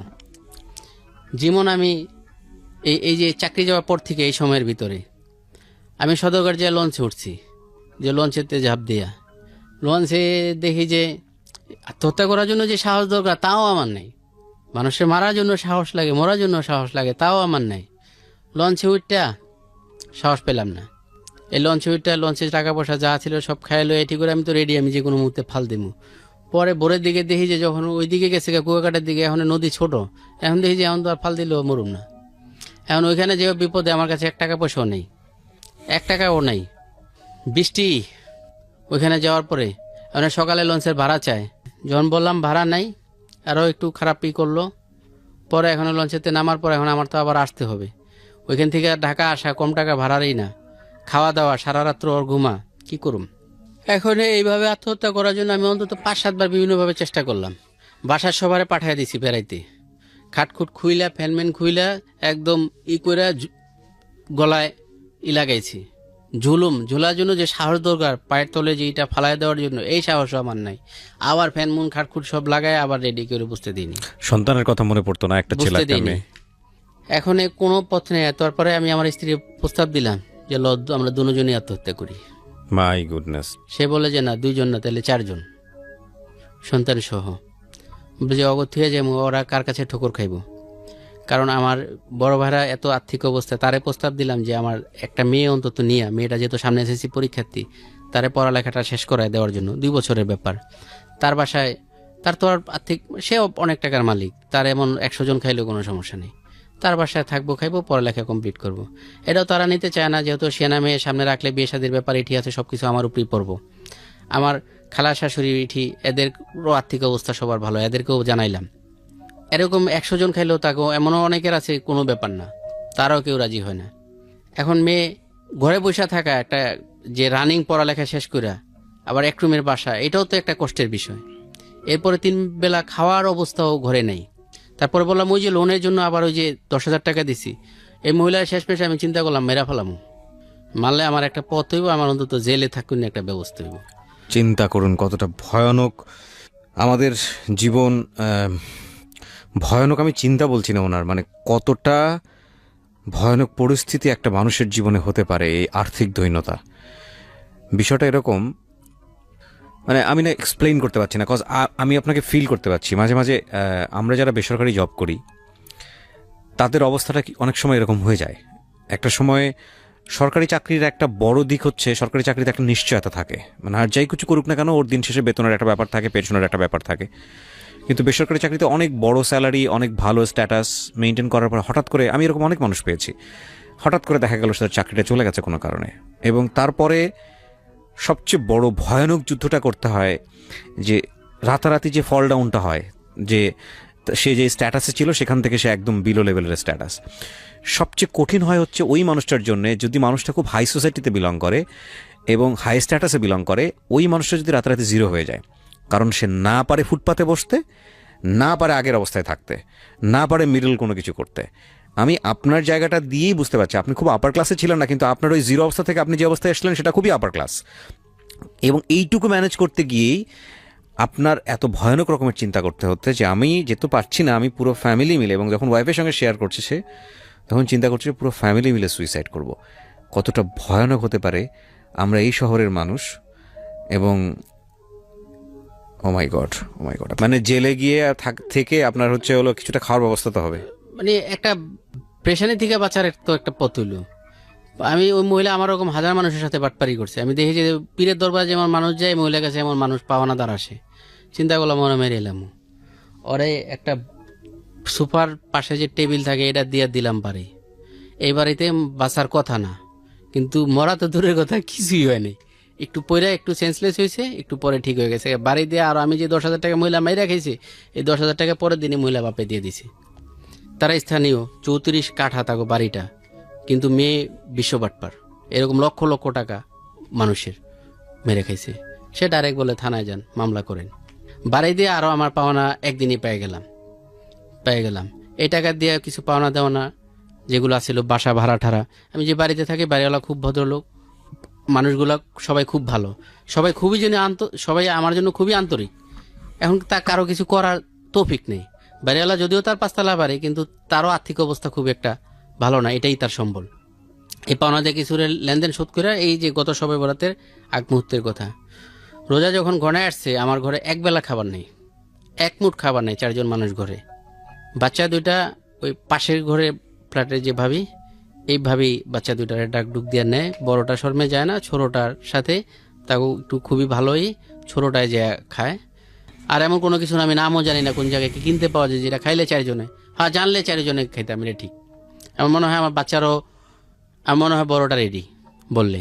আর আমার স্ত্রী তো মানে আমার এরকম বিশ্বাস করে, আমি যদি একটা আগুন জ্বালায় তার সামনে আজকে যাইয়া বলি যে আগুনে হাত দাও, আর আগুন তো পড়ে, আজকের থেকে আগুনে পড়ে না, আগুনে যে পোড়ার ক্ষমতা এটা বন্ধ হয়ে গেছে, ও তাই বিশ্বাস করব, আমার এরকম বিশ্বাস করে। এখন এই মানুষ নিয়ে কিভাবে কি করুম চিন্তা করুম। রিক্সা চালাম, কয়েকটা রিক্সা গ্যারেজে গেলাম, তাগুলোকে আলাপ করলাম বানাইতে কীরকম টাকা লাগে। তারা বললো যে মাল মেটেরিয়ালস কিনে বানাইলে 45 থেকে 50,000 টাকা লাগে। এই টাকা তো জোগানে কোনো অবস্থায় নেই। চিন্তা করলাম ভাড়া চালাইমু, ভাড়া আমি যাই গ্যারেজে কথা বলে আসি যাই, কিন্তু পরে যাই যে এটা উঠুম, এটা স্টার্ট দিয়ে আমি বের হইমু, এইটা আর পারি না। অন্তত 5টা গ্যারেজে আমি 25 দিন গেছি, এইটা আর পারি না। আবার 2 দিন একটা রিক্সাওয়ালার সাথে আমি, পারেন না কেন? মানসিক যে একটা আমি যে সরমজার মাথা খাই, আমি রিক্সা নিয়ে বের হইমু, আর আমি তো কোনোদিন রিক্সা স্টার্টিংয়ে বসিনি, চালাই নেই। সামান্য জিরো পরিমাণটা তো অভিজ্ঞতার দরকার আছে। আর একজনে যে একটা গাড়ি দিব তারও তো একটু এটার একটা নিশ্চয়তা দরকার আছে যে হ্যাঁ এই লোকটা পারে, কারণ বাইরে যে আমি ক্ষতি হয়ে আসতে পারি, গাড়িটা ক্ষতি হয়ে আসতে পারে। পরে দুইজন ড্রাইভারের সাথে 2 দিন একটু বাইরে হয়েছি, তারপরে সিটে বসায় আমি একটু কইরা, তারা যখন বাইরে হইলে দেখে যে যারা সমাজে মোটামুটি ভালো লেভেলে, তারা যখন আমার ডাক দেয়, এই সৈয়দ ভাই আপনি কই যান বা আপনি কি করেন, তখন ওরা ওই ঘুরান দিয়ে কয় যে সৈয়দ ভাই আপনি দিয়ে হইব না, দূরমি আপনি যান যান। লোক গ্যারেজে যায় উল্টা আমার চাচু খাওয়ায়া এরা শিখাইতে ওরা হয় না। এটুকু তো শিখার দরকার আছে, একদিনের সময় হোক দরকার আছে। এখন এর সাথে ওর সাথে খালি বুদ্ধি করি, রিক্সা চালানো, কি কয় ভ্যানে করে সবজি বেচা, এটার জন্য তো একটা ভ্যান কিনতে হইব, সবজি কিনতে হইব, বেচতে হইব, লস লাভ যাই হোক কি করতে হইব। মানে কিভাবে কেউ বুদ্ধি দেয় শরবত বেচেন, এটাও আমি মানে মরা হয়তো মনে হয় সহজ, কিন্তু এটা করাও কঠিন মনে হয়, এটাও পারি না। একজনের সাথে একদিন গেলাম, বললো যে আমরা ইয়ের কাজ করি, ওই যে বিল্ডিংয়ে থাই গ্লাস লাগায়। পরে হেরা আমার দেখার পরে বললো যে ভাই আপনি তো নিজেই 10 তলা উঠতে পারবেন না, আপনি গ্লাস লয়ে উঠবেন কেমনি, হইল না। কালকে এক জায়গায় গেছি চাকরির জন্য, সিকিউরিটি গার্ডের, আমার পরিচিত ফ্যাক্টরিতে লোক আছে, বললো যে ভাই আমাকে এখানে কম বয়স্ক লোক চায়, আর মিনিমাম খাতাটা লিখতে হয়, হাজিরা এরকম লেখাপড়া জানতে হয়, নাহলে তো হইব না। এরপরে রোজার শুরুর দিকে আমার আমগো ইমাম সাহেব কিছু টাকা হাদিয়া দিল, আমার নামাজের পরে বেরিয়েছি, আমার হাতে একবেলা খাবার কয়েকদিন যাবত আমার ঘরে নেই। বললাম যে পাশে ঘরে ভাবি বাচ্চা 2টারে কিছু দেয়, আমরা 2জন মোটামুটি কয় রোজা থাকে মানুষ 15 ঘন্টা, আমরা 30 ঘন্টাও, দিনে হয়তো 2-1 দিন পরে একবেলা বাঁচার জন্য আর কি, একবেলা কোনো রকম একটা খাবারের ব্যবস্থা করি। এখন আমি চিন্তা করলাম, এত এক সময় আমি জাকাত দাতা ছিলাম, যে জাকাত প্রার্থী, আমি কয়েকটা লোক টার্গেট করলাম, 2টা লোক, যে 2টা লোক প্রচুর দান সৎকা করে, টাকাওয়ালা। এর ভিতরে একজন সমাজসেবক আছে, একজন আমার চিনে আর একজন পরিচয় দিলে চিনবো, 2জন লোক। আমি এখন যেহেতু মরতে রাজি, আমি চিন্তা করলাম দরকার হলে আমাদের এলাকার এমপি সাহেবের কাছে যাবো, না হলে আমি প্রধানমন্ত্রী পর্যন্ত যাবো, দেখি যদি বাঁচার জন্য কিছু একটা করা যায়। যে মানুষ মরতে চায় সে মানুষে কি করবো, না হয় প্রধানমন্ত্রী কার্যালয়ের সামনে গেলে কথার কথা গুলি করব, এর বেশি তো আর কিছু না। তো গুলি করলে এটা তো আমার জন্য নিয়ামত। আমি টার্গেট করলাম এলাকার একজন ব্যবসায়ী, একজন জনপ্রতিনিধি, না হলে যে বুঝায় বলবো, তা ইচ্ছা করলে তারা আমার মতো মানুষের একটা ইজি বাইক বা একটা রিক্সা কিনা দেওয়া, এটা কোনো ব্যাপার না। দরকার হলে প্রধানমন্ত্রী কার্যালয় পর্যন্ত যাবো। রোজার ভিতরে ইফতারি বলতে কোনো আয়োজন ঘরে নেই, সেরির সময় কিছু খাবারের 2-3 কেজি মোটা চাল কিনছি, কারণ এক বেলায় বেশি 3 বেলা খাইলে তো 3 কেজি তো শেষ হয়ে যাবো 3 দিনই। সেরির সময় কিছু খাবারের জন্য, ইফতারের সময় কিছু না। ওই পাশের ঘরে ভাবি মুড়ি বানায় কিছু দেওয়া যেত বাটিতে, এটা ওই বাচ্চা 2টোর জন খাইতো, আমরা 2জন খাইতাম না। আমি ওই নামাজের দিকে যেতাম গা, এভাবেই কয়েকদিন সময় কাটান শুরু হইলো। পরে এখন ওই যে 3টা লোক টার্গেট করলাম, 3-4 জন, একেবারে ব্যবসায়ী, জনপ্রতিনিধি, এমপি, প্রধানমন্ত্রী পর্যন্ত। এরপরে আমি ওই ব্যবসায়ী লোকরে, সে আমার চিনি, সে বছর অনেক টাকা দান সৎকার করে, লক্ষ লক্ষ টাকা দান সৎকার করে, একেবারে নেকির কাছ থেকে গুনাহ পর্যন্ত, একেবারে ওয়াজ থেকে শুরু করে গান বাজনা, একেবারে মানে যত প্রকারের আছে সব কাজই, নেকির কাজ, গুনাহ কাজ, সব কাজই সে প্রচুর টাকা দান সৎকার করে। সে আমার চিনি। আমি যাই তারে সালাম দিলাম, তার বিস্তারিত খুলে বললাম, তার একেবারে পেঁচায় ধরে আমি কান্না পড়লাম যে মামা যদি আমারে অন্তত একটা ইজি একটা অটো রিক্সার ব্যবস্থা করে দিতেন, একটা রিক্সার ব্যবস্থা করে দিতে, আমি চলতে পারতাম। সে এড়ায় গেল, বললো যে আসলে আমার তো এখন ব্যবসা বাণিজ্য সবকিছু আমার ছেলেগো হাতে বুঝিয়ে দিচ্ছে, এখন আমারই 500 টাকা লাগলে আমার ছেলেগোর থেকে চাইয়া নেই, মানে ছেলেগো থেকে নেই, এখন তো আমার হাতে কিছু না। আর রমজান মাসে আমরা যে টাকা পয়সা দিই ওইগুলা দেওয়া হয়ে গেছে আরো আগে। ওই ব্যবসায়ী 10 টাকাও দিল না। জাকাত দাতা থেকে এখন জাকাত প্রার্থী হওয়া মানে কত, এটা সহজ না, কিন্তু এটা চাওয়া অনেক কঠিন। অনেক দিন চিন্তা ভাবনা করতে হয়েছে, তারপরে তার কাছে যাই বলার সাহস যোগাইতে হয়েছে, বলছি হইল না। এরপর একজন জনপ্রতিনিধি, যে বছর 2 থেকে 3-3.5 কোটি টাকা পর্যন্ত বিভিন্ন ধরনের অনুদান দেয়, তার অনেক ইনকামও আছে, লোকও খুব ভালো লোক। তার ওইখানে অফিসে যাই, গেলে দেখা যায় অফিসের ভিতরে যে লোক আছে, আর এক ভিতরে কেউ আমার না চিনলেও আমার আত্মীয় স্বজনরে চিনি, এখানে কি কথা হইতেছে এটা এলাকায় ছড়াই যাবো গা, যে বলতে পারি না। অফিস বিশাল হাইফে রাজকীয় অফিস। তার বাড়িতে যাই বলার মতো কোনো অবস্থা নাই। 2-3 দিন এইভাবে ঘুরি। 4th দিন চিন্তা করলাম না, আজকে যেমনি হোক আজকে বলুমি। তার বাড়িতে গেলাম, যাওয়ার পরে দেখি গেস্ট রুমে 2জন তার অ্যাসিস্ট্যান্ট থাকে না, এরকম আর কি, বসা। সালাম দিয়ে বসলাম, এরা বোঝে না যে আমি সাহায্য প্রার্থী, তাহলে তো বসতে দিত না। পরে বললাম যে ভাই আছে, বললো আছে, ঘুমি। এখনো ওঠেনি, বেলা 11টা বাজে। ওখানে 12টা পর্যন্ত অপেক্ষা করলাম। পরে চিন্তা করলাম যে এগো কাছে আমি একটু ঘটনাটা একটু বইলা দেখি, হয়তো কাছের লোক যারা তারা বললে একটু হয়। এগো কাছে আমি হালকা অল্প সময়ের ভিতরে আমি একটু বললাম যে আমি এরকম অবস্থা আছি, একটু বাইরে বইলা দেখেন আমার জন্য কিছু করা যায় কিনা, কারণ ভাই তো অনেক টাকা, লক্ষ লক্ষ টাকা বছর, বললাম যে 2-4 কোটি টাকা সে এরকম বিভিন্ন দান সদ্গা করে, যদি হয়। এখন ওটা বলার পরে দেখি যে আরো ভুল হয়েছে। এখন এরা পারলে আমারে ডাইরেক্ট উঠাই দেয়, খামাখাইটি কয়ে কোনো লাভ নেই। আর যেগুলো আপনি কোন এলাকার মানে ন্যাশনাল আইডি ভোটার, আমি বললাম যে ওয়ারে, তাহলে তো আপনি এলাকার ভোটার না, আপনি এলাকার না। এখন সে তো তার এলাকার লোক হইলে তার জন্য কিছু করবো, এখন আপনি তো এলাকার না। আর এলাকার যারা আছে আপনার আত্মীয় স্বজন বা পরিচিত, যদি তাকে কেউ নিয়ে আসতেন তাহলে না হয় একটা হইতো, এখন তো সেইভাবে দিবে না, তাদের কথা যুক্তি আছে। পরে আমি সে 12:30 বাজে সে আসলো, আসার পরে তার গেস্ট রুম বিশাল অনেক হাইপে, ওটার ভিতরে ঢোকার পরে এইদিকে তাকানোর পরে আমার দেখছে। এখন তো এমনি দাড়ি টুপি এলা মানুষ দেখলে অনেকে একটু করে যে আবার কিলির জন্য ঢুকলো আমার একেবারে অন্দরমহলে। পরে আমার বললো ওকে, বললো যে অমুক জায়গা থেকে আসছে ও লোক। পরে আমি 1 মিনিটের ভিতরে, যে ঘটনা আপনার কাছে 3 ঘন্টা বলতেছি, 1 মিনিটে তার কাছে ঘটনা বললাম, 1 মিনিটে। হ্যাঁ, পরে বললো বয়। বসার পরে কিছুক্ষণ পরে হ্যাঁ 2-1টা বিচার আচার কি জানি করলো। বিচার আচার করার পরে সে বললো রওনা দিচ্ছে। আমি বললাম যে ভাই আমি কি পিছিয়ে আসবো, বলে হয়। গেলাম, তখন বোঝা গেল তার মোড়ে যে সে আমার জিজ্ঞেস করছে রিক্সা কিন্তু কত টাকা লাগে। আমি বললাম ব্যাটারি চালিত এটা 50,000 টাকা লাগে, আর তার অফিসের সামনে গ্যারেজ আছে, মিথ্যা বলারও কোনো নেই। সে বোঝা গেল তাই 100% রাজি করার জন্য। কিন্তু যাওয়ার পথে পথেই তার ওই যে অ্যাসিস্ট্যান্ট যারা আছে তারা কানে হয়তো কিছু বলছে যে লোক টাকা পয়সা নষ্ট করে হয়তো মাথা মুথা খারাপ হয়ে গেছে, এরকম কিছু একটা। অফিসে যাওয়ার পরে সে আমার 3,000 টাকা আমার হাতে দিল, যে এটা নেয়া বাজার সদাই কর, বাজার সদাই করে রাখা, ঈদের আগে আরেকবার আসবি, ঈদের পরে দেখুন তোর রিক্সা কিনা দিই না হেলিকপ্টার কিনা দিই। লোক খুবই ভালো, মানে অনেক খারাপের ভিতরে রাজনৈতিক যারা নেতা আছে অনেক ভালো, এবং 3,000 টাকা দিচ্ছে এটাও অনেক। তখন আমার জন্য মানে যে একবেলা খাবার ঘরে নাই, 3,000 টাকা নিয়ে এই টাকা দিয়ে আমি বাজার সদাই করলাম। পরে ঈদের আগে আরেকদিন যাইতে বলছে তার কাছে, ঈদের আগে গেছি, কিন্তু তখন আর কথা বলার রকম পরিবেশ নেই, কারণ এখন তার কাছে অসংখ্য লোক এরকম সাহায্য প্রার্থী। আমি চিন্তা করলাম নামাজ অমুক মসজিদে পড়ে, ওই মসজিদে যে আমি 2 দিন নামাজ পড়লাম, দ্বিতীয় দিনে আমি পাই গেলাম জোরের সময় অজু করে ওই জুতাটা যে বক্সে রাখে না, বক্সে রাখার মুহূর্তে আর আমি বললাম সালাম দিয়া, যেমন ঈদের আগে দেখা করতে বলছিলেন, দেখে কিছু বলে না। পরে আমি চিন্তা করলাম না আর আগান ঠিক হইব না, হয়তো বিরক্ত হইব, কারণ তার দিকটাও তো দেখতে হবে, তার কাছে তো এরকম হাজারো লোক তাকে চালাইতে হয়ে যেত, তারা জনপ্রতিনিধি। আমি আর আগাইলাম না, চিন্তা করলাম না ঈদের পরে যাই। ঈদের পরে তার কাছে গেলাম, একদিন যে পাইনি, দ্বিতীয় দিন যে পাইছি। পাওয়ার পরে আমি যে সালাম দিলাম, দেওয়ার পরে বললো বয় তোর সম্বন্ধে আমার জানতেইব। ওখানে বিশাল বসাইলো, এখানে বসানোর পরে ওইখানে অনেক লোকজন আছে, এর ভিতরে একজন পরিচয় দিলে আমার চিনে, চেহারা চিনে, আর একজন একেবারে আমার সমস্ত আত্মীয় স্বজন সব চিনে, একেবারে আমার এক মামা শ্বশুরের বাড়ির পাশের সীমানাহের বাড়ি। পরে জিজ্ঞালোকে লেগেছ, কইলাম এই ঘটনা, আমি এই অবস্থা আছি, এখন আমার যদি একটা রিক্সার ব্যবস্থা করে দিতেন আমি চলতে পারতাম।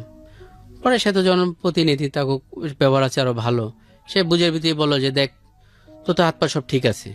বললাম হ্যাঁ ঠিক আছে, শরীর তো সব ঠিক আছে, ঠিক আছে, সুস্থ। কয় তোর মতো অনেক মানুষ সমাজে কইরা খাইতেছে না, চার দোকান করে, ভ্যান চালায়, রিক্সা চালায়, কত কিছু করে কইরা খাইতেছে না, তুই কিছু একটা কর। এখন তুই আমার কাছে আইস, হয়তো আমি তো তোরে রিক্সা কিনে দিব না, হয়তো অন্য কেউ দিলে দিতে পারে, আমি তো দিব না। আর তোর তো করার ক্ষমতা আছে, করার ক্ষমতা না থাকলে তোরে দিতাম, তার কথা যুক্তি আছে, তোরে দিতাম। সে বললো যে দেখ এই মুহূর্তে এই শীর্ষ ধনী কে বিশ্বের? আমি বললাম যে বিল গেট। তারও আর্থিক সমস্যা আছে, তাহলে তোরও আছে আমারও আছে। সে খুব ভালোভাবে বুঝে আমারে বললো যে দেখ রিজিক আল্লাহর হাতে, তুই ছোট মোটো কিছু চেষ্টা কর, হয়ে যাবে। তো এভাবে আসাতে আমার 1,000 টাকা হাতে দিল, দিয়া বললো যে তুই মানে অন্য চেষ্টা কর কিছু আর কি। সে আর টাকা পয়সা যেটা তার কাছ থেকে আশা ছিল সে আর ওইটা করেনি, অথচ সে বছরে 2-4 কোটি টাকা দেয়। এখন হয়তো এখন আমি তার এলাকার আইডি প্রাপ্ত না, আমি ঢাকা ওয়ারির, যদিও আমি বসবাস করি তার এলাকায় এলাকায়।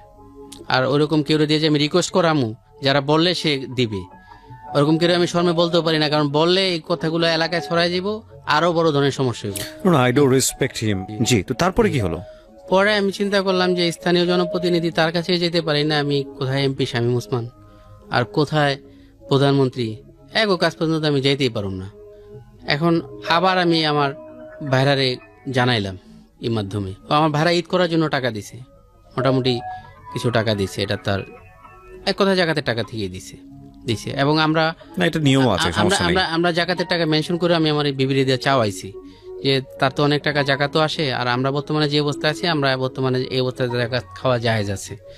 তুমি আপারে দিয়া বইলা দেখো যদি দাদার থেকে কিছু টাকা নেওয়া যায়, যে একটা রিক্সা বা একটা জি বাইক কিনা যায়, এরকম কিছু টাকা। কারণ সে যদি একজনে দেয় তাহলে তো অনেক টাকা, আর যদি বলে যে না আমি একটু একটু দিব, তাহলে তো এটা ভিন্ন কথা।